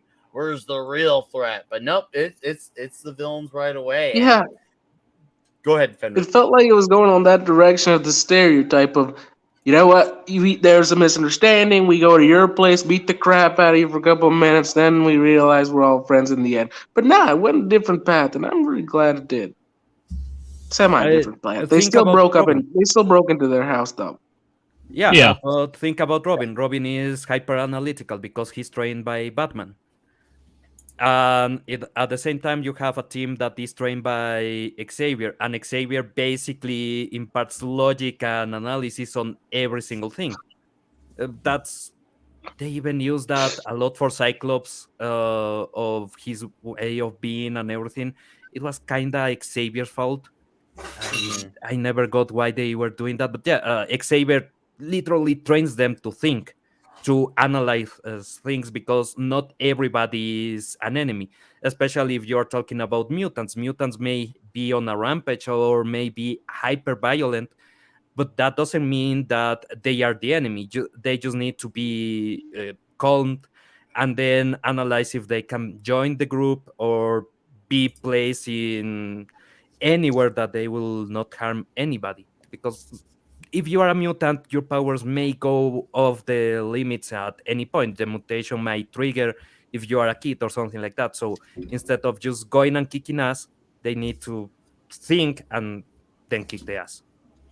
Yeah, I mean, it's the fear of mutants is just ultimately a really brilliant idea. It's like there was that they had a famous ad. It's 1983. Do you know what your kids are? Or Mhm. Yeah, I heard about that ad. I heard about that ad. Yeah, that is a Well, good like, ad. the neighbor kid might burst into flames, and now Fluffy's on fire. Yep, burned down the whole neighborhood. This Yeah. is a great. I'm glad Phantom Outsider's asking it. How OP is that Parademon battlesuit? Kid Flash seems like he's standing still. Yeah, Dude, I thought that was he really took him wild. out too. easily, man. Like I know it's Darkseid, he's got really fancy tech, but even that was like, come on, really? Like he turns a little knob on his suit, and he's like, bam! Now he looks like he's standing still. Come on, man. Comic books, man. Gotta love the logic. So how consistent, Klobby, as I'm assuming you obviously know a little bit of, at the very minimum, obviously a lot of Titans and a little bit of X-Men. How consistent was this continuity wise and character wise, more or less, with besides the smilingness of the X-Men? How besides all that, how was the portrayal of the X-Men and the Titans from the Marvel House of Ideas perspective? In your opinion, do you think they Um, handled the Titans fairly? Were there any characters you feel like something didn't feel right? Like you grew up with the Titans, especially, so I'd like to hear your side on this. I'd say it was fairly basic. It was not, certainly did not violate anything. They did a decent job, told a pretty fun story, but it was definitely the kind of thing, back that time they were the big two. They still sort of are, but now they're nothing. But at the time there was actually serious thriving comic book industry. These were big. This was 1982. Comic books were big business. They're not now, but they were then. And you guarded your property a little bit. They were all those guys that worked for each other's companies and stuff like that, but they were still competition. And when they made a deal to do a crossover like that and let one company run it at a time, they just they decided, look, you got we're on the same team, but we're gonna keep it relatively generic because both books have ongoing things going on in each series. It was a big deal, so we're gonna Chris, I'm sure Chris Claremont was friends with Marv Wolfman, and I'm sure those guys knew each other. Shooter didn't get along with a lot of people in the industry on the other side of the aisle, but I mean, he got along enough. So they probably said, we're going to keep this characterizations good and fairly consistent with what readers of both series do, without getting into too much of the continuity going forward. So it was a bit of a balancing act between the two. They did a pretty good job with it here, but they basically, and the reason why they had to find a plausible way to portray an Earth where all of Marvel's and DC's heroes exist, and the only way you do that is you'd be vague. In other words, yeah. So I guess you'd have to, because the more in depth you go, the more you have to explain, and the more you have to explain, the more you're going to get the reader to think about it. Especially this was at a time where continuity was a very, assumingly, I guess you could say, a very delicately handled thing, and readers were quick to point out something if something was off. The more you dive in. It's slightly a bit generic in a sense, because in other words, like I said, they had, but like this, there were boundaries, and they didn't go too far into what was happening in the current issue of the X-Men, for example, or the current issue of the New Teen Titans. At the same time, like when they mentioned, there's a mention in there towards the end of this, once we do this, we could call every superhero on the planet to be here. Well, we knew that we weren't going to do that, but they mentioned it because you had to make sure you sold to your reader that this is an Earth where they didn't tell you, like we talked about earlier, that this is Earth 7642, which it is later designated. They just told you, they just wanted you to believe that if you were a reader of comics, that everything you're reading in your regular series, both these universes coexist together. There's no bit at the beginning like they kind of do in later comics, like in more modern comics. This how they give like these, open up. Sometimes a comic book will open up with a page of exposition telling you things. Didn't do that. Didn't open up with a page saying, by the way, these characters exist in the same reality. They didn't even bother. And so what are you talking about, Bobby? What are you talking about? Stan Lee invented that. Stan Lee invented Stan Lee. Yeah, in a lot of in a lot of the crossovers, they used to do not even exposition. They just come up with a complicated way to join the two worlds for a while. So even one of the Infinity Stones, or a new Infinity Stone, was used to get a couple of universes together, or they create a rift between universes, and the energy is bleeding, so they have to fight whatever is in the rift to stop. Yeah, but that was a different one, though. That was JLA Avengers crossover, stuff like that. Yeah, this is a world that they both Marvel and DC heroes exist on. Sorry, go ahead. No, but it's really cool that they actually create a universe where that is just normal, instead of coming with a crazy explanation, or even you see on Amalgam, is basically, we don't give a shit. We have these superheroes, they are mixed, deal with that. Here is is a continuity. It's just not the continuity that you follow. That I like that. I like that idea a lot. But this needed to appeal, and not only that, there was also, they wanted to make it generic enough that you might not be a Teen Titans buyer, but you like X-Men, you might buy this, and you might go start picking up Teen Titans, and which happened, and vice versa. Mm-hmm. All right. Let's carry on with the next one. Okay. I like how, once again, no matter what happens in the some things never change world, Beast Boys is like, damn it, another thing. And I'm going to try to blend in. And of course, Deathstroke knows he is. And he's just like, bro, I ain't buying that shit. But dude, look at this page here. I love that. It's gorgeous. Oh, yeah. Yes. Huge. Man, you don't get rocket. you just don't. You don't get rockets like that no more. If only Unless it you're Jeff was Bezos. Guar. If only they were fighting Guar. That would be amazing. That would be If that was their hilarious. enemy, I would lose my mind if Guar were the villains of this. Like, wow, my would worlds be are colliding straight up. My ex-wife actually went and saw them at a concert when they were down here one time. Dude, they are such a fun show. I've been all right, for those who are girl at context, I've been drenched in guar juice. They use these colored water and they just they shoot the crowd in guar juice the entire show for an hour and a half. You get drenched in guar juice. And the first time I saw them, I was front and center. My body, it took a few showers and a few days to get rid of all the guar juice off my body. I wore a white shirt too. So you can imagine my white shirt was completely discolored. No Oh, wash is gonna save that shirt. that's awesome. Yeah, I used to love seeing Oh, it was Warm worth it. up on Red Eye.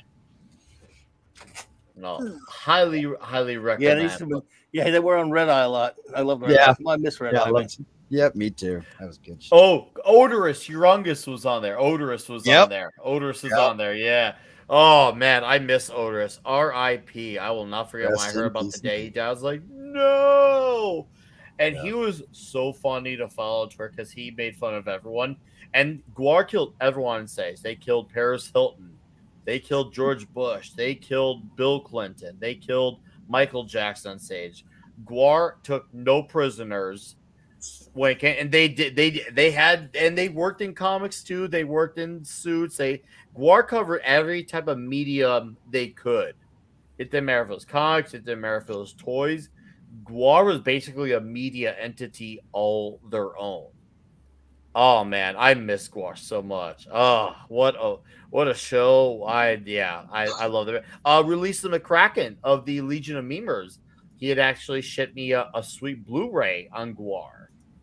Yeah, shout out to Release Nice. McCracken. I don't know if he's out there listening, but dude, thank you for that. By the way, what a fantastic gift! I remember, I think I met Ballsack, and Ballsack signed my shirt, and he drew these lines on my white shirt, and then all of a sudden underneath the lines he pointed an arrow at the lines, and then under the arrow he wrote "cut head off here." Nice. It was the most Guar thing possible. Like, That's awesome. yeah, that's what meeting Guar's like.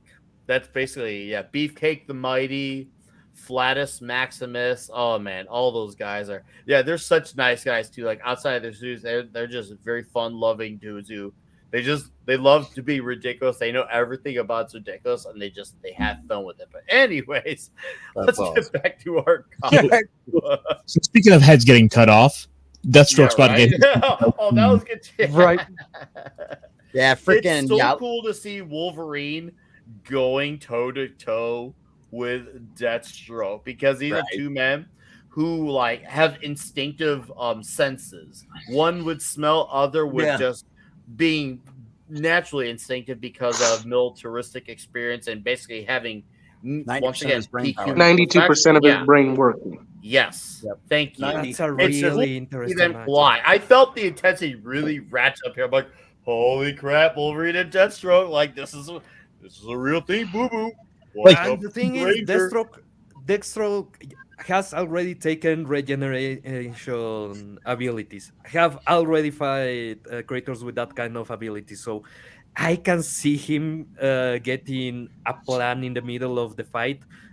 I'm actually reading the pages as we go, and the only thing that I can see that may hinder Deathstroke's ability to at least go toe to toe with Wolverine is the fact that the other X-Men are there. But if it's just Wolverine and Deathstroke, he needs to avoid the adamantium claws that Deathstroke avoids every single hit that you can throw to him. That's one of his abilities.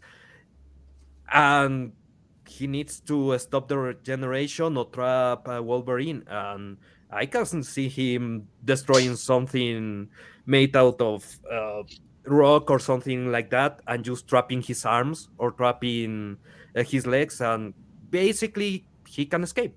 So Deathstroke may actually be able to if not defeat Wolverine, at least go away. I mean, in theory, all you'd have to do is just like basically stab enough rebar through Wolverine that he can't even like move his arms to cut it off. Like, you just have to immobilize him. Yeah. But there's like just how great this is. This is one of those fights I never knew I wanted to see. Of these two pitting off against one another. Mm-hmm. I loved seeing it too. I love how like Wolverine's like the one guy that's able to sneak up on Deathstroke. Like, I loved that. I thought that was so cool. He's like, "How did you? Oh, well, that's okay anyway. I'm gonna take care of this anyway." And then just boom, going back and forth. And I love how that fight gets to carry on later in the book too. Like, it's so much fun watching those two go back and forth at each other. Wolverine is a special forces and also is a hunter. He Yes. knows how to just go quietly. And the thing is, Deathstroke is supposed to be a hunter. So having a hunter against another hunter, really fun stuff. Yeah. It's a crossover you didn't realize you wanted. But now you need more of it. Right? And it's like, now that you've seen Exactly. this, I always wanted for them to continue this goddamn mixed universe and had that story where it was just Deathstroke versus Wolverine. Wait, he's taking down Colossus like nothing. Oh, Dude, I love that too. He just like tosses Colossal. I actually laughed when I saw this. I was like, wow, the steel son of a bitch knows Colossus got literally tossed over by Deathstroke like it was fucking nothing. And you know what? I believed it. That's the thing. I believe, because I'm aware of what Deathstroke can do. Once again, if you're someone who reads the Teen Titans and you've seen what he can do, you're like, you know what? I buy that. Think about this era. In this era, Colossus is supposed to be really heavy. They take in account that he's made out of metal, so he's supposed to be a stupid heavy. And Deathstroke just do jujitsu and that's it. Bye-bye. Klobby, is this the source wall? Well, yes, this would be probably, it had been, Jack Kirby, of course, created it in New Gods many years earlier, but it was only ever mentioned.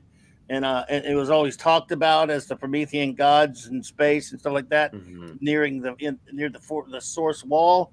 This is actually the first time that it was actually drawn or shown. And Walt Simonson, who was, of course, an acolyte and a fan, and I mean, just a big fan of Kirby, did, I thought, a wonderful job of realizing it. He was the first one ever to actually do it like that and make it look like a wall and stuff like that, as far as an actual wall and stuff. It was always mentioned as a wall and everything. And I just thought this is one of my favorite things. Obviously, the story and stuff. I think my favorite things about the book, and my favorite things about the art in this book, is what Walt Simonson did, and with Terry Austin's help, the Force Wall. They needed Source to wall. do. Sorry. They needed to do this as a toy, like Castle Grayskull from He-Man. Yes. Yeah. This looks Beautiful. badass. No, so yeah, seeing the source wall in a splash, I can't even imagine if I had bought this in 1982 and opened this up. I probably would have like accidentally maybe like almost dropped it, because this was like, holy shit.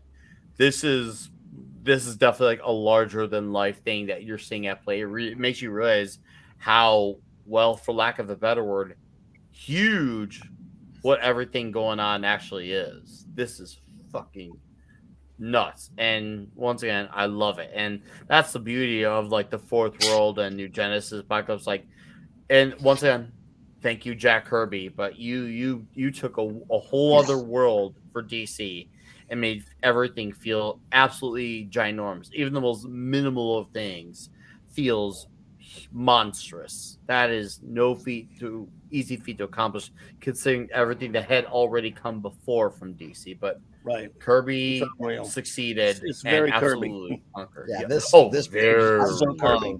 I love all the detail on this page. Like, it's just gorgeous and gigantic, and yeah, I love all that detail with like the T there in the middle going down into the next face, like the screaming face. Like, it's gorgeous. I love all the detail on this one. The T there, those in the dots there, they remind me of the Eye of Agamotto. I can see that. Yeah, a bit, but also what I look like is something like a helmet or like a crown in the other head, in the head that we only see the eyes. Right. And yeah, it looks really badass, but if you see every single detail, actually makes you believe that this is a civilization that could possibly exist, because the art in every single bit of the wall feels organic, feels part of the same culture. And that's something that in a lot of comics they don't really get. They mix Egyptian with technological, but they have Greek, and it feels off. This, it feels like a gigantic monument that you will just stay frozen in awe seeing. So yeah, I love that concept. We have a great question here. What's up, the woke breaker? But Volume Dealer asks, what could Hey. counter adamantium from DC continuity? Ooh. Wow, that Several is things. Like, are we Metal. talking? okay. Shoot it. I mean, if you want, Fiona to already go, mentioned in the chat, nth metal, like Fiona said. yep, I was gonna say, I was actually gonna bring that up. It's like if we're talking about the modern stuff, then yeah, nth metal. But if you're talking previously, you still have Darkseid. He No, can. is that wait? Is Supermanium actually a thing? Yeah. Hmm. Yep. For in Legion. Mhm. No way. It is. That's awesome. No freaking way. That's right. Because like I was like, it's so dumb that like I can imagine that DC invented that in the 1950s. 60s. I love it. Yeah. Well, you have anti-metal on Marvel, but the anti-metal on Marvel is a variation of vibranium that you get, I think, is in the Arctic, and it's supposed to stop the molecules from vibranium. But I was thinking, basically, adamantium is a version of vibranium made by a scientist. So technically speaking, it should deflect a lot of energy. If you just condense a lot of energy, you can blast it into smithereens. The Flash can destroy vibranium. Therefore, the Flash can absolutely destroy adamantium. He just needs to vibrate in a way that the adamantium will not hold energy and it will just stop existing, because the molecules will just disperse. So yeah, the Flash is a good way to destroy adamantium. There you go. Other than that, Superman, that depends on what category of adamantium you are talking about. Because there's different, at least until the 2000s, there was a lot of different versions of adamantium. You have the adamantium that the government on the United States created, that was supposed to be extra strong, but you have the adamantium that the Russians created, and it was supposed to be a lesser version, and so on and so forth. So Superman might be able to bend the adamantium, maybe not break it if it's the Russian adamantium, but the American adamantium, we have seen beings with that kind of power being unable to bend it. But then you have super powerful beings that may use magnetic abilities in DC that may do exactly the same as Magneto did, just toy with it.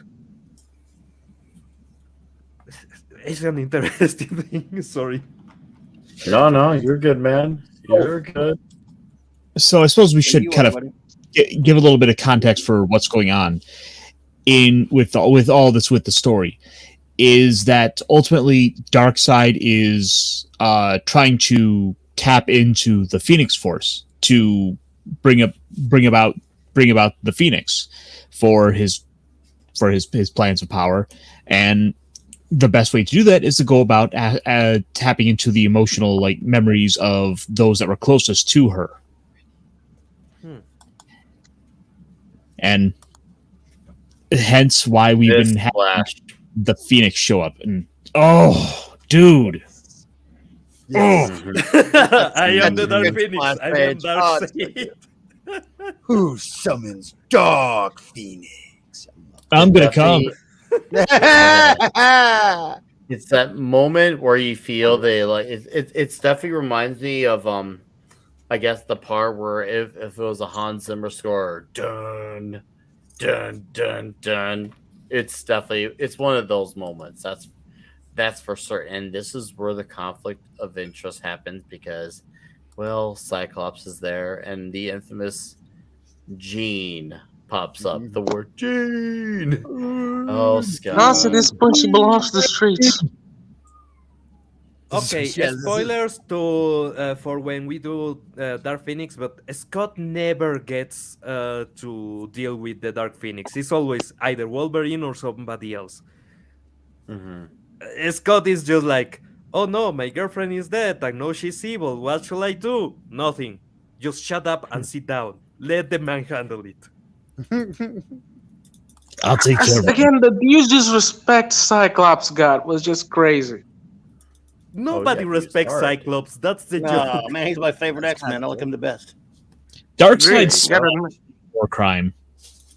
So what? Mhm. I'm extremely enough a Nightcrawler kind of guy. Oh, I like, Nightcrawler's totally cool. I like Nightcrawler, of course. I like I love Nightcrawler. No, this is terrifying. Darkseid, Yeah. quote unquote, smiling. Mm-hmm. This should be a war crime. Absolutely. Yeah, that I is agree.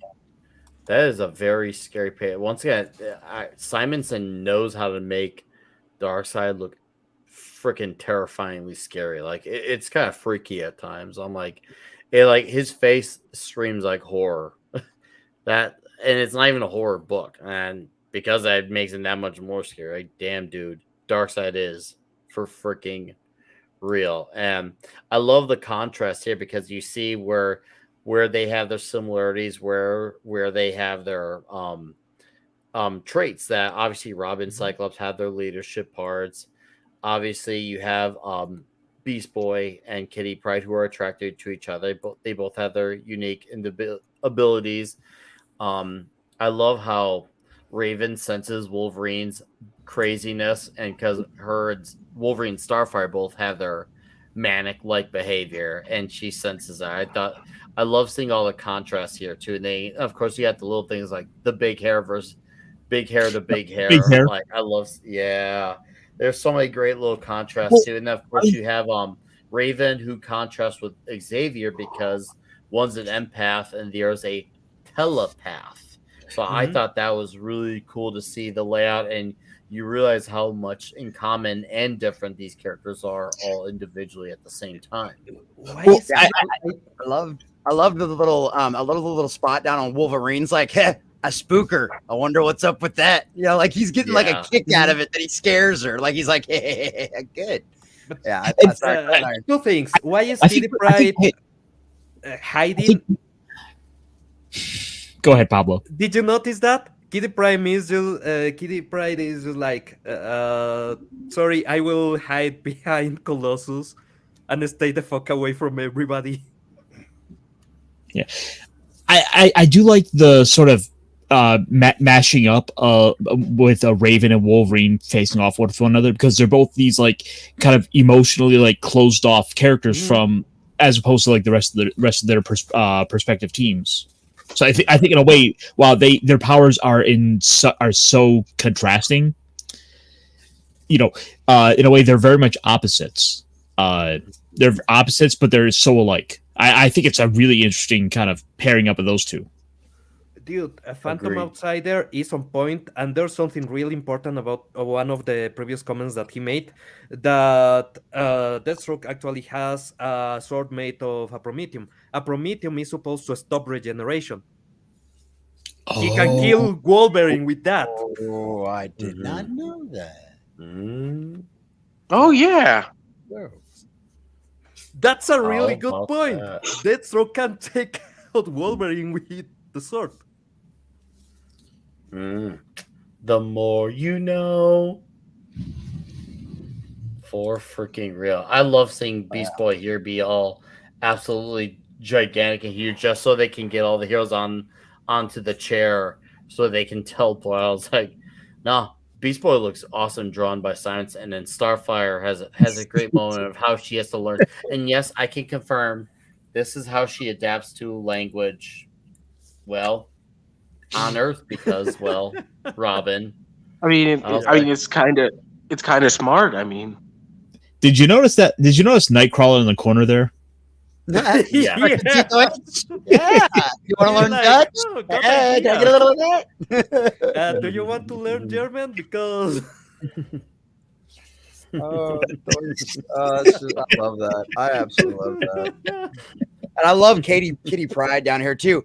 The hussy, and he's enjoying it too. Like I love that. I love that. Like you don't hear people get called hussy enough anymore. But at the same time, at the same time, like it's basically a turnabout as fair play because like here she is, sort of, kind of connecting with Logan, with Beast Boy, and she's kind of sharing a little secret, the Lockheed with him, and it's like Peter's like, that was our special thing.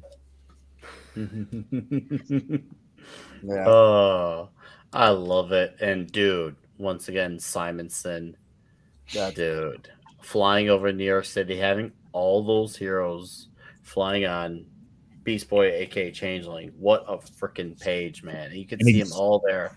Raven, Kid Flash, and this makes sense because at this point in time, Raven and Kid Flash should have like a kind of, sort of, maybe yes, but not really teenage relationship, which is pretty much like what a lot of teenage relationships definitely were. Maybe might be still to some degree, where is a will they, won't they, and it does make sense to have them there together like that. Once again, for added Yeah. context. yeah, but Hey, there's Nick. good.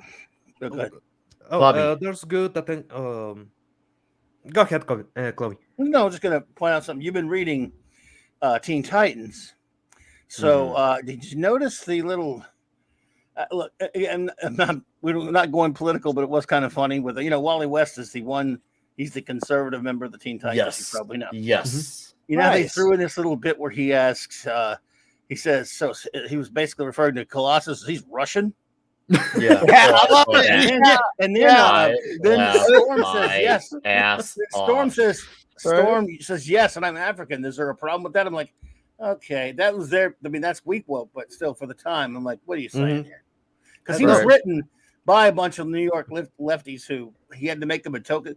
They wanted to make him a token conservative at the time, and they of course made fun of him. And there were times he got in arguments about, and it was very crass, like very obvious arguments politically with the other Titans. So I'm just saying, you caught that. I was kind of a quaint bit of bias. I had a chuckle at that. But Nick, if I you can had- go just for a second to the previous page, I want you to notice the attention to detail that they have. Xavier is just sitting in the chair, right? If you see, Beast Boy is actually holding his arms and with one of his claws holding Xavier's leg. So basically, he is securing Xavier to the chair through the flight. Oh Yeah. yeah. Yeah, if not, Xavier just will go to the floor like, weep. So did Metron go to the bathroom or something? And they found this chair floating around because they never really explained that. Yeah, they never did explain that, did they? It was like, I guess, No. him puncturing a hole through the wall. Like he was on the other side of the wall and his chair At couldn't go first, through reading it, again. I kind of thought he died in some weird way because the Darkseid was speaking about finally ending his journey, and I thought he died. But then at the end, it I'm not kind of sure. kind Dark of leaves it a explained bit it. promiscuous. Prologue. The prologue like shows him coming back through. So it's like maybe the chair got left on this side when he went He did Exactly, it. and It was sort of like one of those And things. the way with he the was Watchers. talking was more like he was talking to Yeah. us, the reader. Well, Metron cheats like the Watcher does. I Sometimes. feel like they were trying to say that he reached a new degree of understanding and consciousness, that he's so high above that he's looking at us. No, he flat out cheats like the Watcher does sometimes. Well, technically, he's also an immaterial being. He needs to take a material shape to interact, but he is ethereal. So you cannot really kill him. You can Isn't that destroy a isn't that body, basically but- the same with all the new gods? You can't really kill them. Yeah, basically, well, there's way to kill them. There's poisons and there's weapons that can kill them, but if you just destroy the body and you got Darkseid begs a difference. Darkseid was only once, I believe, properly killed, and he just revives. He's revived by a ritual or something like that.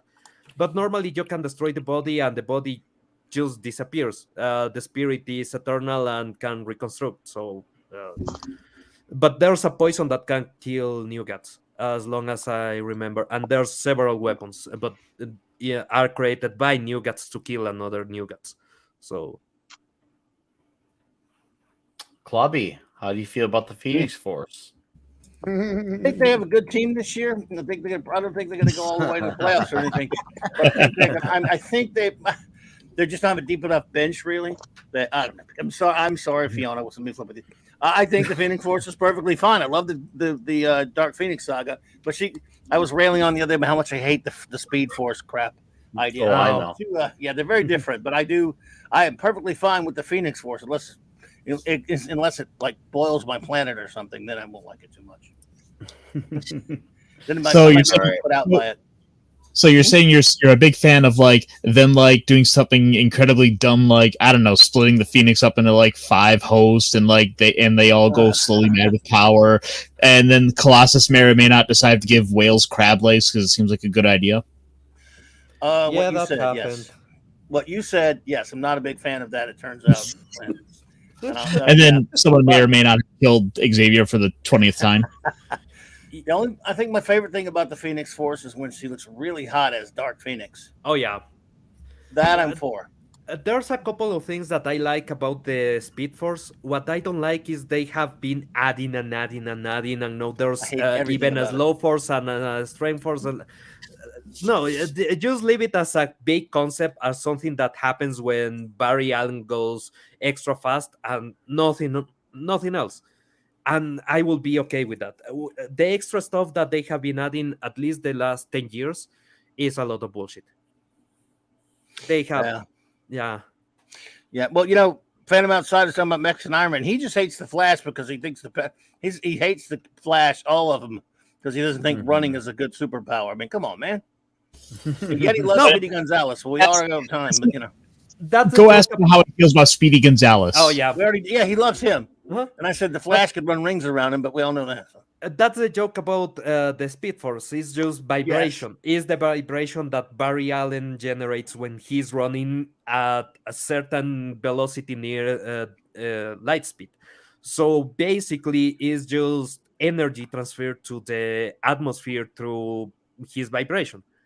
So his power set is not only being extra fast, it's also vibrating to a molecular level that can annihilate everything, can destroy everything, or vibrate so fast that he can travel through time. I know they basically fucked over a lot of DC with that, but it's an interesting concept if you just leave it as that, as something vague that Barry Allen does when he's really fast, and it works because it's fun. I like he just got his freaking powers from lightning striking chemicals that follow all. Oh yeah. Yeah, that's fine with me. I'm good with that, but I'm a simple. Yeah, that's why I didn't like the CW story about the freaking. Not every superhero origin needs to be freaking complicated and scientific. It's okay when it's crazy ridiculous. Well, Barry Allen's fine. Yeah, Barry Allen's powers were just ridiculous. The Speed Force was just a justification for some of the shit that he was doing, but it was not the source of his power. Then they turn into that Every the source superhero powers are ridiculous. and is connected with the other Agreed. speedsters, and the other speedsters are in this fate-related shit, and that's stupid. As I say, it's really stupid when you explain it, but when it's just a power that is generated by Barry, you can make him vibrate and destroy things. It's cool. Well, I'll tell you something about superpowers. What you said, Fenrir, like you said, every superhero's powers, when you get down to it, are ridiculous. Of course. But they sell because they're for kids, and we grow up loving them, and we love them when we're grown-ups. They're fun power fantasies. One of the greatest comics ever done in terms of story and entertainment line that never sold like the Marvel or the DC superheroes were the Thunder Agents by Wally Wood and others in Tower Comics in the 60s. And they're superheroes, the universe, except all their powers come from technology. From technology. They had this guy with the belt of density. I have that book somewhere here. Well, so the point is, I love them. I love the Thunder Agents. Their comics have never been successful. They went up against Marvel in the 60s. And after that, they were crushed early on. Great comics, though. Great concept. They've moved all over the place, switched hands, owners. Nobody really, other than a few of us who like some of their books, cares because they don't have inherent superpowers. They're all from technology. And where's the fun in that? Even if it is a good comic, and it is, it really was, but it's not as appealing as someone just getting bitten by a spider or getting chemicals all over them or cosmic rays or gamma rays or coming from another I planet. think it depends the person's taste. I mean, I liked it. I love it. I What love if we it. just made him on mutant?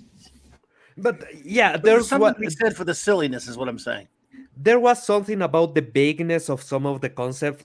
For example, the cosmic rays just turned the Fantastic Four into the Fantastic Four. Right. How?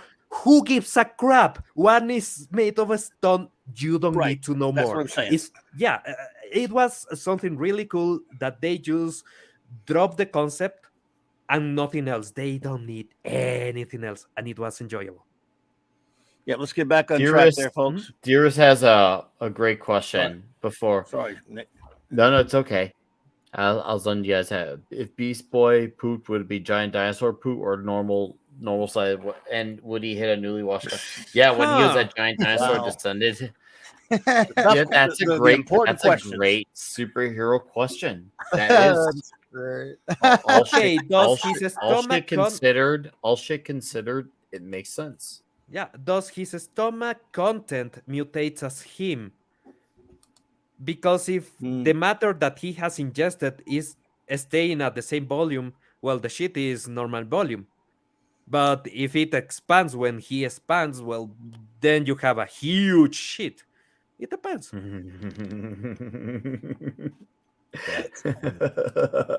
Oh, the Thank you, conversations dearest. we have. Well, that's what the geeks do, man. But Oh. once again, we get more Wolverine versus Terminator, Deathstroke. Deathstroke or And right when Deathstroke feels like he's got the hang of Wolverine, well, guess who comes to Wolverine's aid? It's Cyclops. Credit where it's due to Scott Summers. Kind of a big deal, just saying. Because he's the one making it happen, man. And this is where Raven steps in with Xavier. And makes so much sense to have the telepath and the empath come together against Jean and as Dark Phoenix to really, hold the line against her and her abilities to thwart her against Darkseid. And that makes, I'm like, damn, you know what? That makes sense. Because when you think about it, like before going into it, thinking this could be a really complicated battle, but when you actually see this happen, you know what? How did I not think of that before? All right, I'm with that. I have questions. First want of all, answers. you have this fight. In this fight, not considering what goes in the book, but what's their power sets.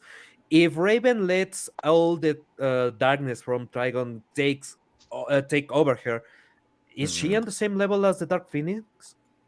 Could she fight the Dark Phoenix as an entity, letting herself go into the darkness? Because she is supposed to be a galaxy leveling kind of power if she takes into the darkness. Same as the Dark Phoenix, and both of them are darkness, so that's a fun match. I know, right? Universe ending, but And both are birds, technically. yep. And when Raven takes into the darkness, she becomes a gigantic raven, so yeah. Bro. Right. And this is where it gets hugely powerful because Darkseid's eye beams, that shit ain't gonna happen, bro. That shit ain't gonna happen. This is what now you realize what happens when he crosses the Phoenix, and she's actually now finally, well, his plan backfired, and now we're starting to see the Xavier that we recognize. And man, he looks like I don't know. Xavier looks like he's got to go. I don't know. That's what I got from that page. I need the bathroom. It's gonna be a big one. It's gonna be a huge one. Jesus. Wolverine, I need life. Someone gave him the Wolverine blues, I swear. Oh, He needed the money. Yeah, absolutely did. Dude, look, man. Look at Beautiful art. Darkseid. Oh no, dude. amazing art. I love seeing this all happen. And Mhm. do you want to talk about a last ditch like effort to just absorb herself into Scott? And I'm like, bro, what's good? I actually thought at one point it was all gonna backfire.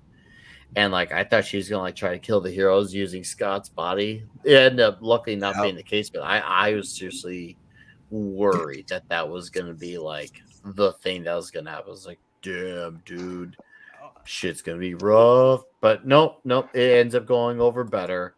Just thought wait it a was a second. But it's Normally, okay. should They felt how I felt. Look at how terrified their Right. faces are here. Yeah, just exactly.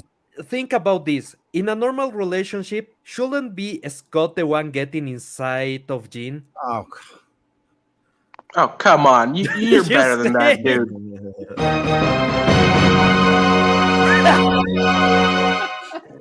Nice. that's what you get for that, Pablo. That's exactly what you get. Come on. that That was freaking great. Why is Robin's head on Cyclops' body? Right? Ah. Good point. I thought the same thing. I'm like, that looks like Robin's hair, but on like a mask. Spider-Man face with Looks like Cyclops. the generic Lego Oh, hold piece on. Yeah.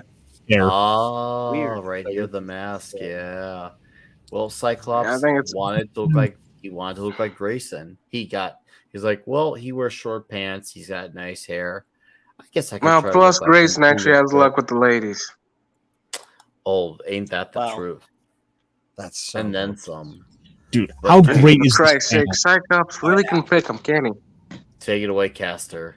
Oh, just it's one of those things like I like with the Phoenix with the depicting the Phoenix, like getting to see just this like primal this primal entity, just like pure energy just being depicted among all these mortals. And here's effectively a primal force of the universe being thrown at Darkseid. Mm-hmm. Yeah. And look at him. He's still in his default like hands behind his back pose. Like Yeah, nothing he's can on, I touch don't me. It give a doesn't shit. matter. Yeah, I love it how she's like, it's how like it just turns on a dime, and she all of a sudden, because of all the emotion inside of Scott, she's like, oh wait, this is Darkseid's fault. I'm screwed either way. Guess what? If I'm going out, I'm taking him with me. And yeah, I just Mhm. love this whole section, just blasting him all the way to the edge of the universe. Like glorious, glorious, glorious. And look, guys, it's a New York concert, and they're all like in the oohs and ahs. You're watching phase. Guar. Watch the Guar. No, 1812 overture. It says so right on there. And have Guar juice out there. Yeah, I love that too. Oh, It's just how it's perfect. It's like you get bonus bonus fireworks on this night. And look, they're so happy about getting guar juiced on. Look, all the clapping there. And there they are. Right there's Darkseid. Man, Darkseid looks really little here. Look at that. And say there's that little detail. She's still holding on to him. Oh yeah. Yep. Oh yeah. She's shaking. Straight through the source wall to infinity and beyond. Quite literally. Damn. Yeah, right. Quite literally. Dude, look at that, guys. Look at that guy. Buzz That Lightyear black eating box hard. on there. Yeah, Dude, exactly. look at that. Look at that mane right there. That bald mane. I was like, bro, Prior that touch. sticks out more than this building. Wait, he's a cleric. Yeah, exactly. See, there you go. He's a Hey, look, fires can take days off. yeah, My first especially for eight. 8 to 12. Sure. Oh yeah, Michael Ironside. Oh, I love Michael Ironside as Darkseid. Right? I agree with you, Fiona. I'm right there with you Yes. on that one. But Yeah. damn, Oh, what yeah. a damn page. Yeah, it's Michael Ironside's greatness. And I love how like Wolverine's like, can somebody get me a beer, please? We need a beer. Hey Like, guys, The man look, knows his priorities. Absolutely. look love at that. That's Again, so- really, this end just gets me. The art is so amazing, and Let's admire Darkseid's fate this is just pretty final splash. Yeah. pretty Yes, great. right. Big. Again, really wish they did more with this universe they Right? made here. Right? Mm-hmm. They did, but not with those groups. No, those Hey, groups. what now? Well, they had others that took place, team ups in that universe where the two, universes lived on the same Earth, but there were different team ups. But yeah, not a sequel All to right, this would have been Quavi. nice. Right now, I'm gonna need you to send me a couple of those. Well, that was just that was on the same world, but then it wasn't the X-Men Titans. It was like some of the other. All the Yeah, team ups. I get that. I get that. Still, you're gonna have to send it to me. I got a list for you. There you go. All right, then send it to me, Caster. You hadn't Yep. read the Superman, Spider-Man team ups or the Batman Hulk? Okay, I read the Superman Spider-Man team up. That one I did. There you go. There are two of those. The Batman Basically, Hulk. all of the Marvel DC crossovers are in the same universe. So if you come across those, you'll find them. Except Just for send me a list, please. I really don't want to do research. Again, I am the lazy black man. Just remind me, Fenric. Fenric. I'll hook you up. So I gotta ask, Yeah. Nick, you've been reading through Teen Titans. Does this at all have you wanting to take a look over at the other team? I would say I'm in a rush for it, but I'm curious. Okay. I'm definitely curious. What about you, common nerd? As far as like this, I really want to meet more. Now I really want to meet more of both. Like I just got to figure out a spot to start on X-Men. But yeah, the Teen Titan, I love the stuff back and forth with Beast Boy and all of that kind of stuff. So yeah, I definitely want to read more of it now. This was a great episode, or this was a great issue to go over. It was a lot of fun. The story was great on it. The artwork was gorgeous, especially on some of those splash pages and stuff like that. It was really good. I'm honestly really excited to get my Joe Frankenstein #1 in. I should have that. That's apparently those are out for shipping right now. So I'll be super stoked to get that in right now. And that'll be the first thing I'll be reading next as soon as that comes in. But definitely more Teen Titans. There you go. All right. Excellent. Hot dog. And I know Fenrir's obviously grown up with this book. So, yeah. And Pablo, all I got to say is read this comic book. Oh, I'm Read reading this it. damn comic book. All right. And Hail the Lore, I see your question. I am a big fan of the John Ostrander run from the 80s of the Suicide Squad. Big fan. That's actually my only Suicide Squad run that I've read, actually.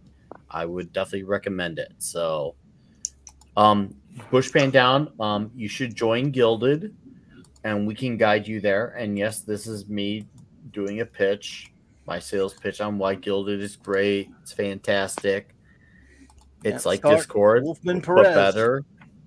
But Marv Wolfman, George Perez. But I'm directing Gilded because on our comics section, 5 picoseconds made a whole chart of where to start with Teen Titans. Good. Exact point and all. And there's a you could if you want to, and this is the most ideal point if you don't want to do so. It's very well worded stuff. Believe me, sir. Come join us on Gilded.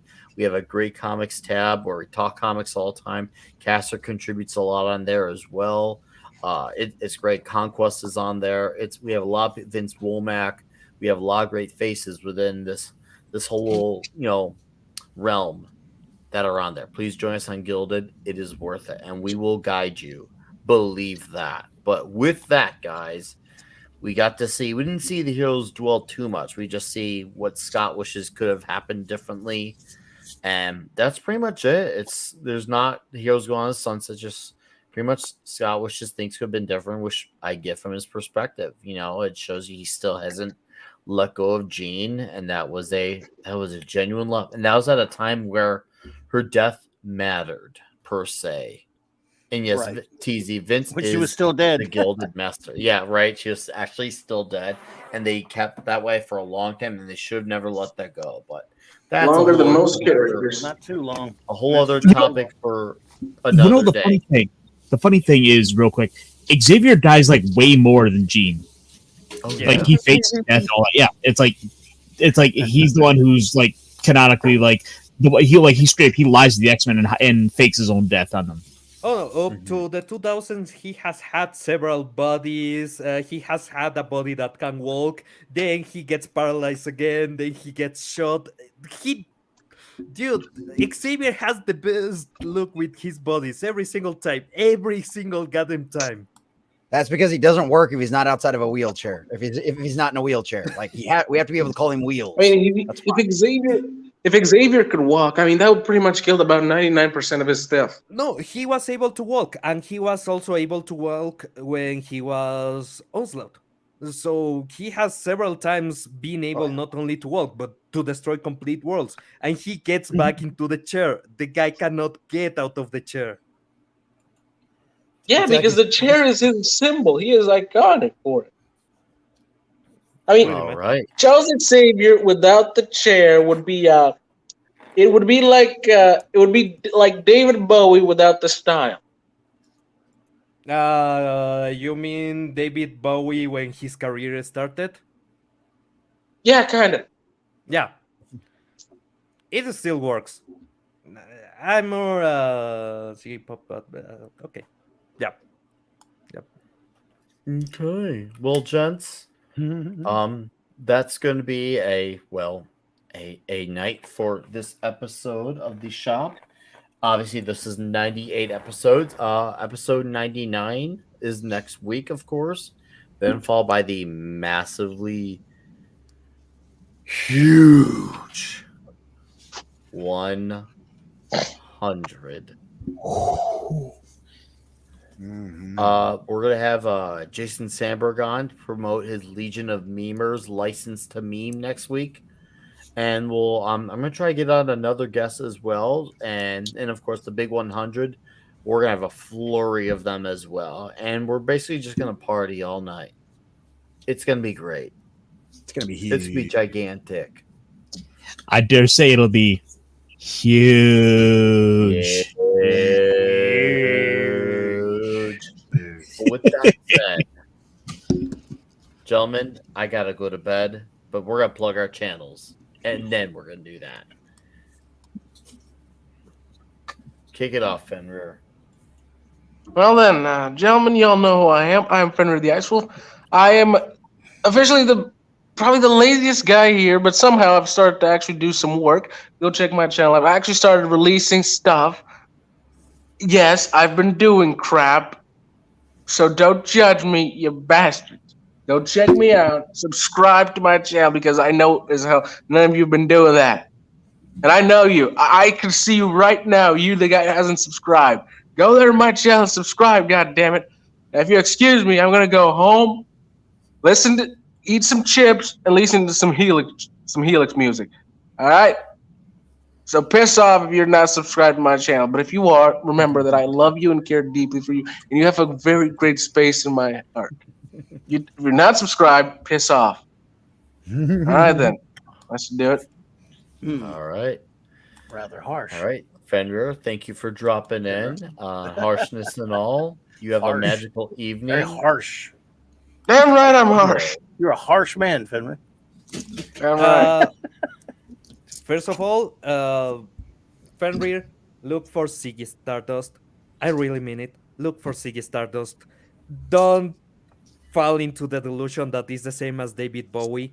He had a different style. He was all pop, and it was beautiful. So, Ziggy is the way to go. Tomorrow, Midnight Español, we are talking about the downfall of Disney. Finally, Bob Iger is getting everything that Bob Iger planted because he's a complete idiot and he has basically seeded his downfall to a level that you will not be able to imagine. But it's fun seeing the world burning around him, and luckily he will stay in the middle as the fire gets closer and closer. I just want to see that. I want to see him sued to hell by the shareholders. So hoping that will happen. Other than that, I'm currently editing the review for not Breath of the Wild, Tears of the Kingdom. I finished the game since I was sick. I had a lot of free time, so I played 90 hours in a week. That happened. I Nice. finished the damn game. There's people that will in a month still be at the middle of the game. I have completely finished with the complete ending. So it was an interesting experience. And I'm doing a review for that. That will be on Espanol, and maybe I will do a version for my own channel on English. And dude, we are almost at the 100. I'm getting ready. I'm glad that the illness was a week, the last week, because well, I don't have to wait that much until I'm able to drink. And trust me, in the 100, I want to drink. So antibiotics will not touch my body up to that point. And All right. let's enjoy. It's gonna be glorious, man. It's gonna Hey, be Pablo, really give glorious. me a Yep. heads up if this new Zelda game actually has any plot in it. It And by has, plot, I mean writing. dude, it is really dense on story. It is heavily dense on story. The issue is you have to look for it. And once you find it, it broke my heart. One of the things that happened in the game, I was almost in tears. And when the game ended and I saw the resolution of that, I was part angry and part just happy as hell because I was getting the revenge, the justice that I wanted. Play that game, man. Just play it. It's worth it. All right, all All right, right, I'll give it a try. Pablo, it's been fun. Oh yeah. It's gonna be wild the next few weeks. Sir, have a magical weekend. We'll be doing this again soon. Clubby.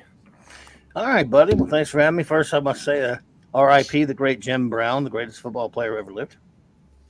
Damn shame. Oh yeah, Yeah, that is a tough one. shame. R.I.P. Yeah. Thanks for having me here, buddy. I really enjoyed it, hanging out with you guys, talking this great comic. Tomorrow night, my wonderful first officer and I, Raquel, 9 p.m. Central, same Trek time, same Clubby channel. Saturday night Star Trek. We'll be reviewing the final two episodes of season 6 of Star Trek Deep Space Nine, and then we'll wrap up our overviews of season 9. Listen to me, season 6. Sorry, and then Monday night, Mark C Comics Talk, 9 p.m. Central Standard Time. The great Gary Beekler of Nerdrotic will be joining me for a comic shop interview, talking comic shop owners and geeking out about various things, of course. And I'm really looking forward to that. And Gary is a great dude, and just not worthy, but it's a great honor to have him on, and I'm looking forward to it. So I be on Clobbered cannot Times. wait to catch the replay of that. Clubby. So Seriously. awesome. Cool. Thank Yeah. you, man. Appreciate that. That's gonna be monstrous, dude. And I hope everything gets even more huger for you after that. And you, of course, have a great night, Thank you, weekend, buddy. and absolutely slay it with Raquel tomorrow night. And of course, I'll see you at least 3 times next week I at hope the so, buddy. minimum. Yes, sir. Minimum. All right. Until then, Thanks, the man. common nerd. Hey, what's going on? Yeah, so I'm gonna kind of piggyback off what Pablo said. I'm having a grand old time. Disney is burning to the ground, and it is glorious. Hell yeah, brother! So if you want some previews and give you a little backstory and a little history on what Pablo's going to talk about tomorrow night, go check out some of my videos over on my channel that I just dropped. I dropped one over the lawsuit right before this show started at 8 o'clock. There's some other stuff about the Star Cruiser all shutting down.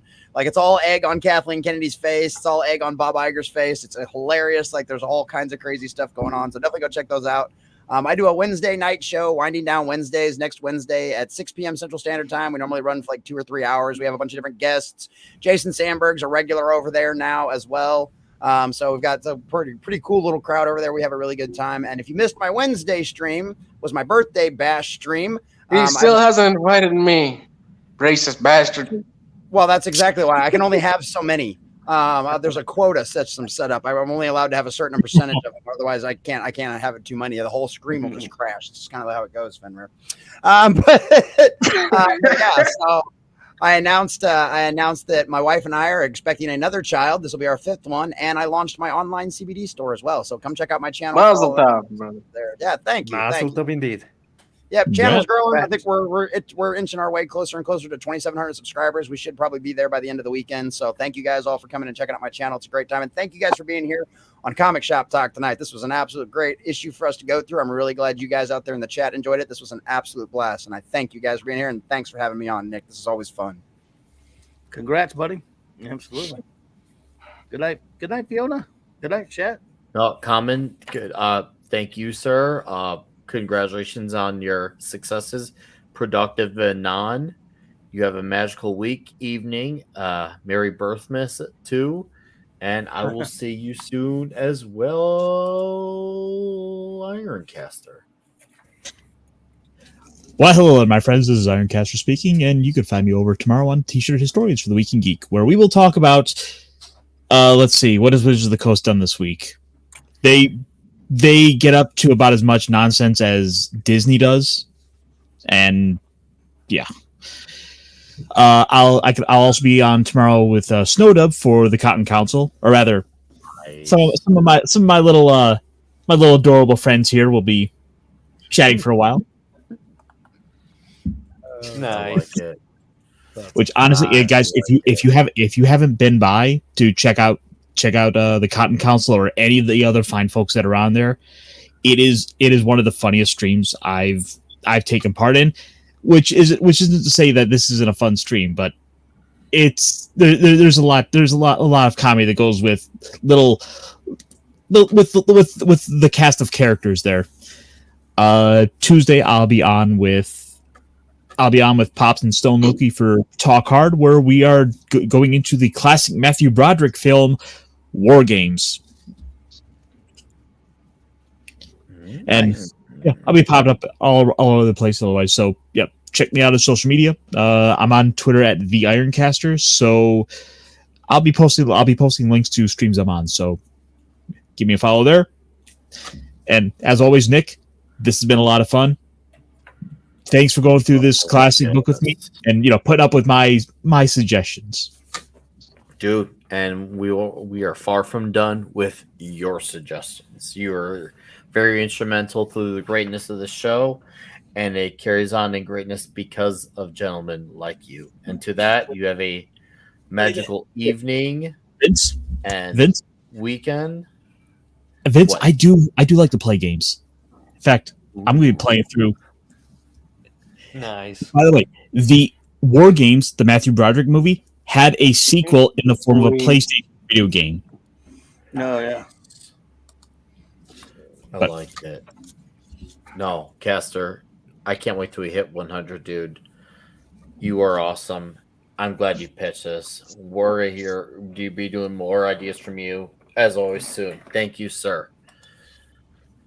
Yeah. Obviously, Comic Shop Talk number 99 next week. You can find me at Midnight's Edge After Dark, Yelling at Park Cars TNT, sometimes Culture Casino, Late Night Culture. And I had a video I did earlier this week on solutions. It's not clickbait. Solutions. There's some misconception and misunderstandings. Solutions on how to handle the Miller Lite situation going on. So, no, it's not a gossip video. It's a way of saying, I don't give a fuck. Watch it. And I'll have videos out next week too. I will definitely be having opinions on whatever the Rippaverse creative teams will be, especially on whichever the team is going to be announced on the upcoming book this coming Monday. I will definitely react to that as soon as I see it. And of course, Toxic Tuesday, Magnum Force. Ooh. Oh, yeah. Yeah. Nice. Make my day.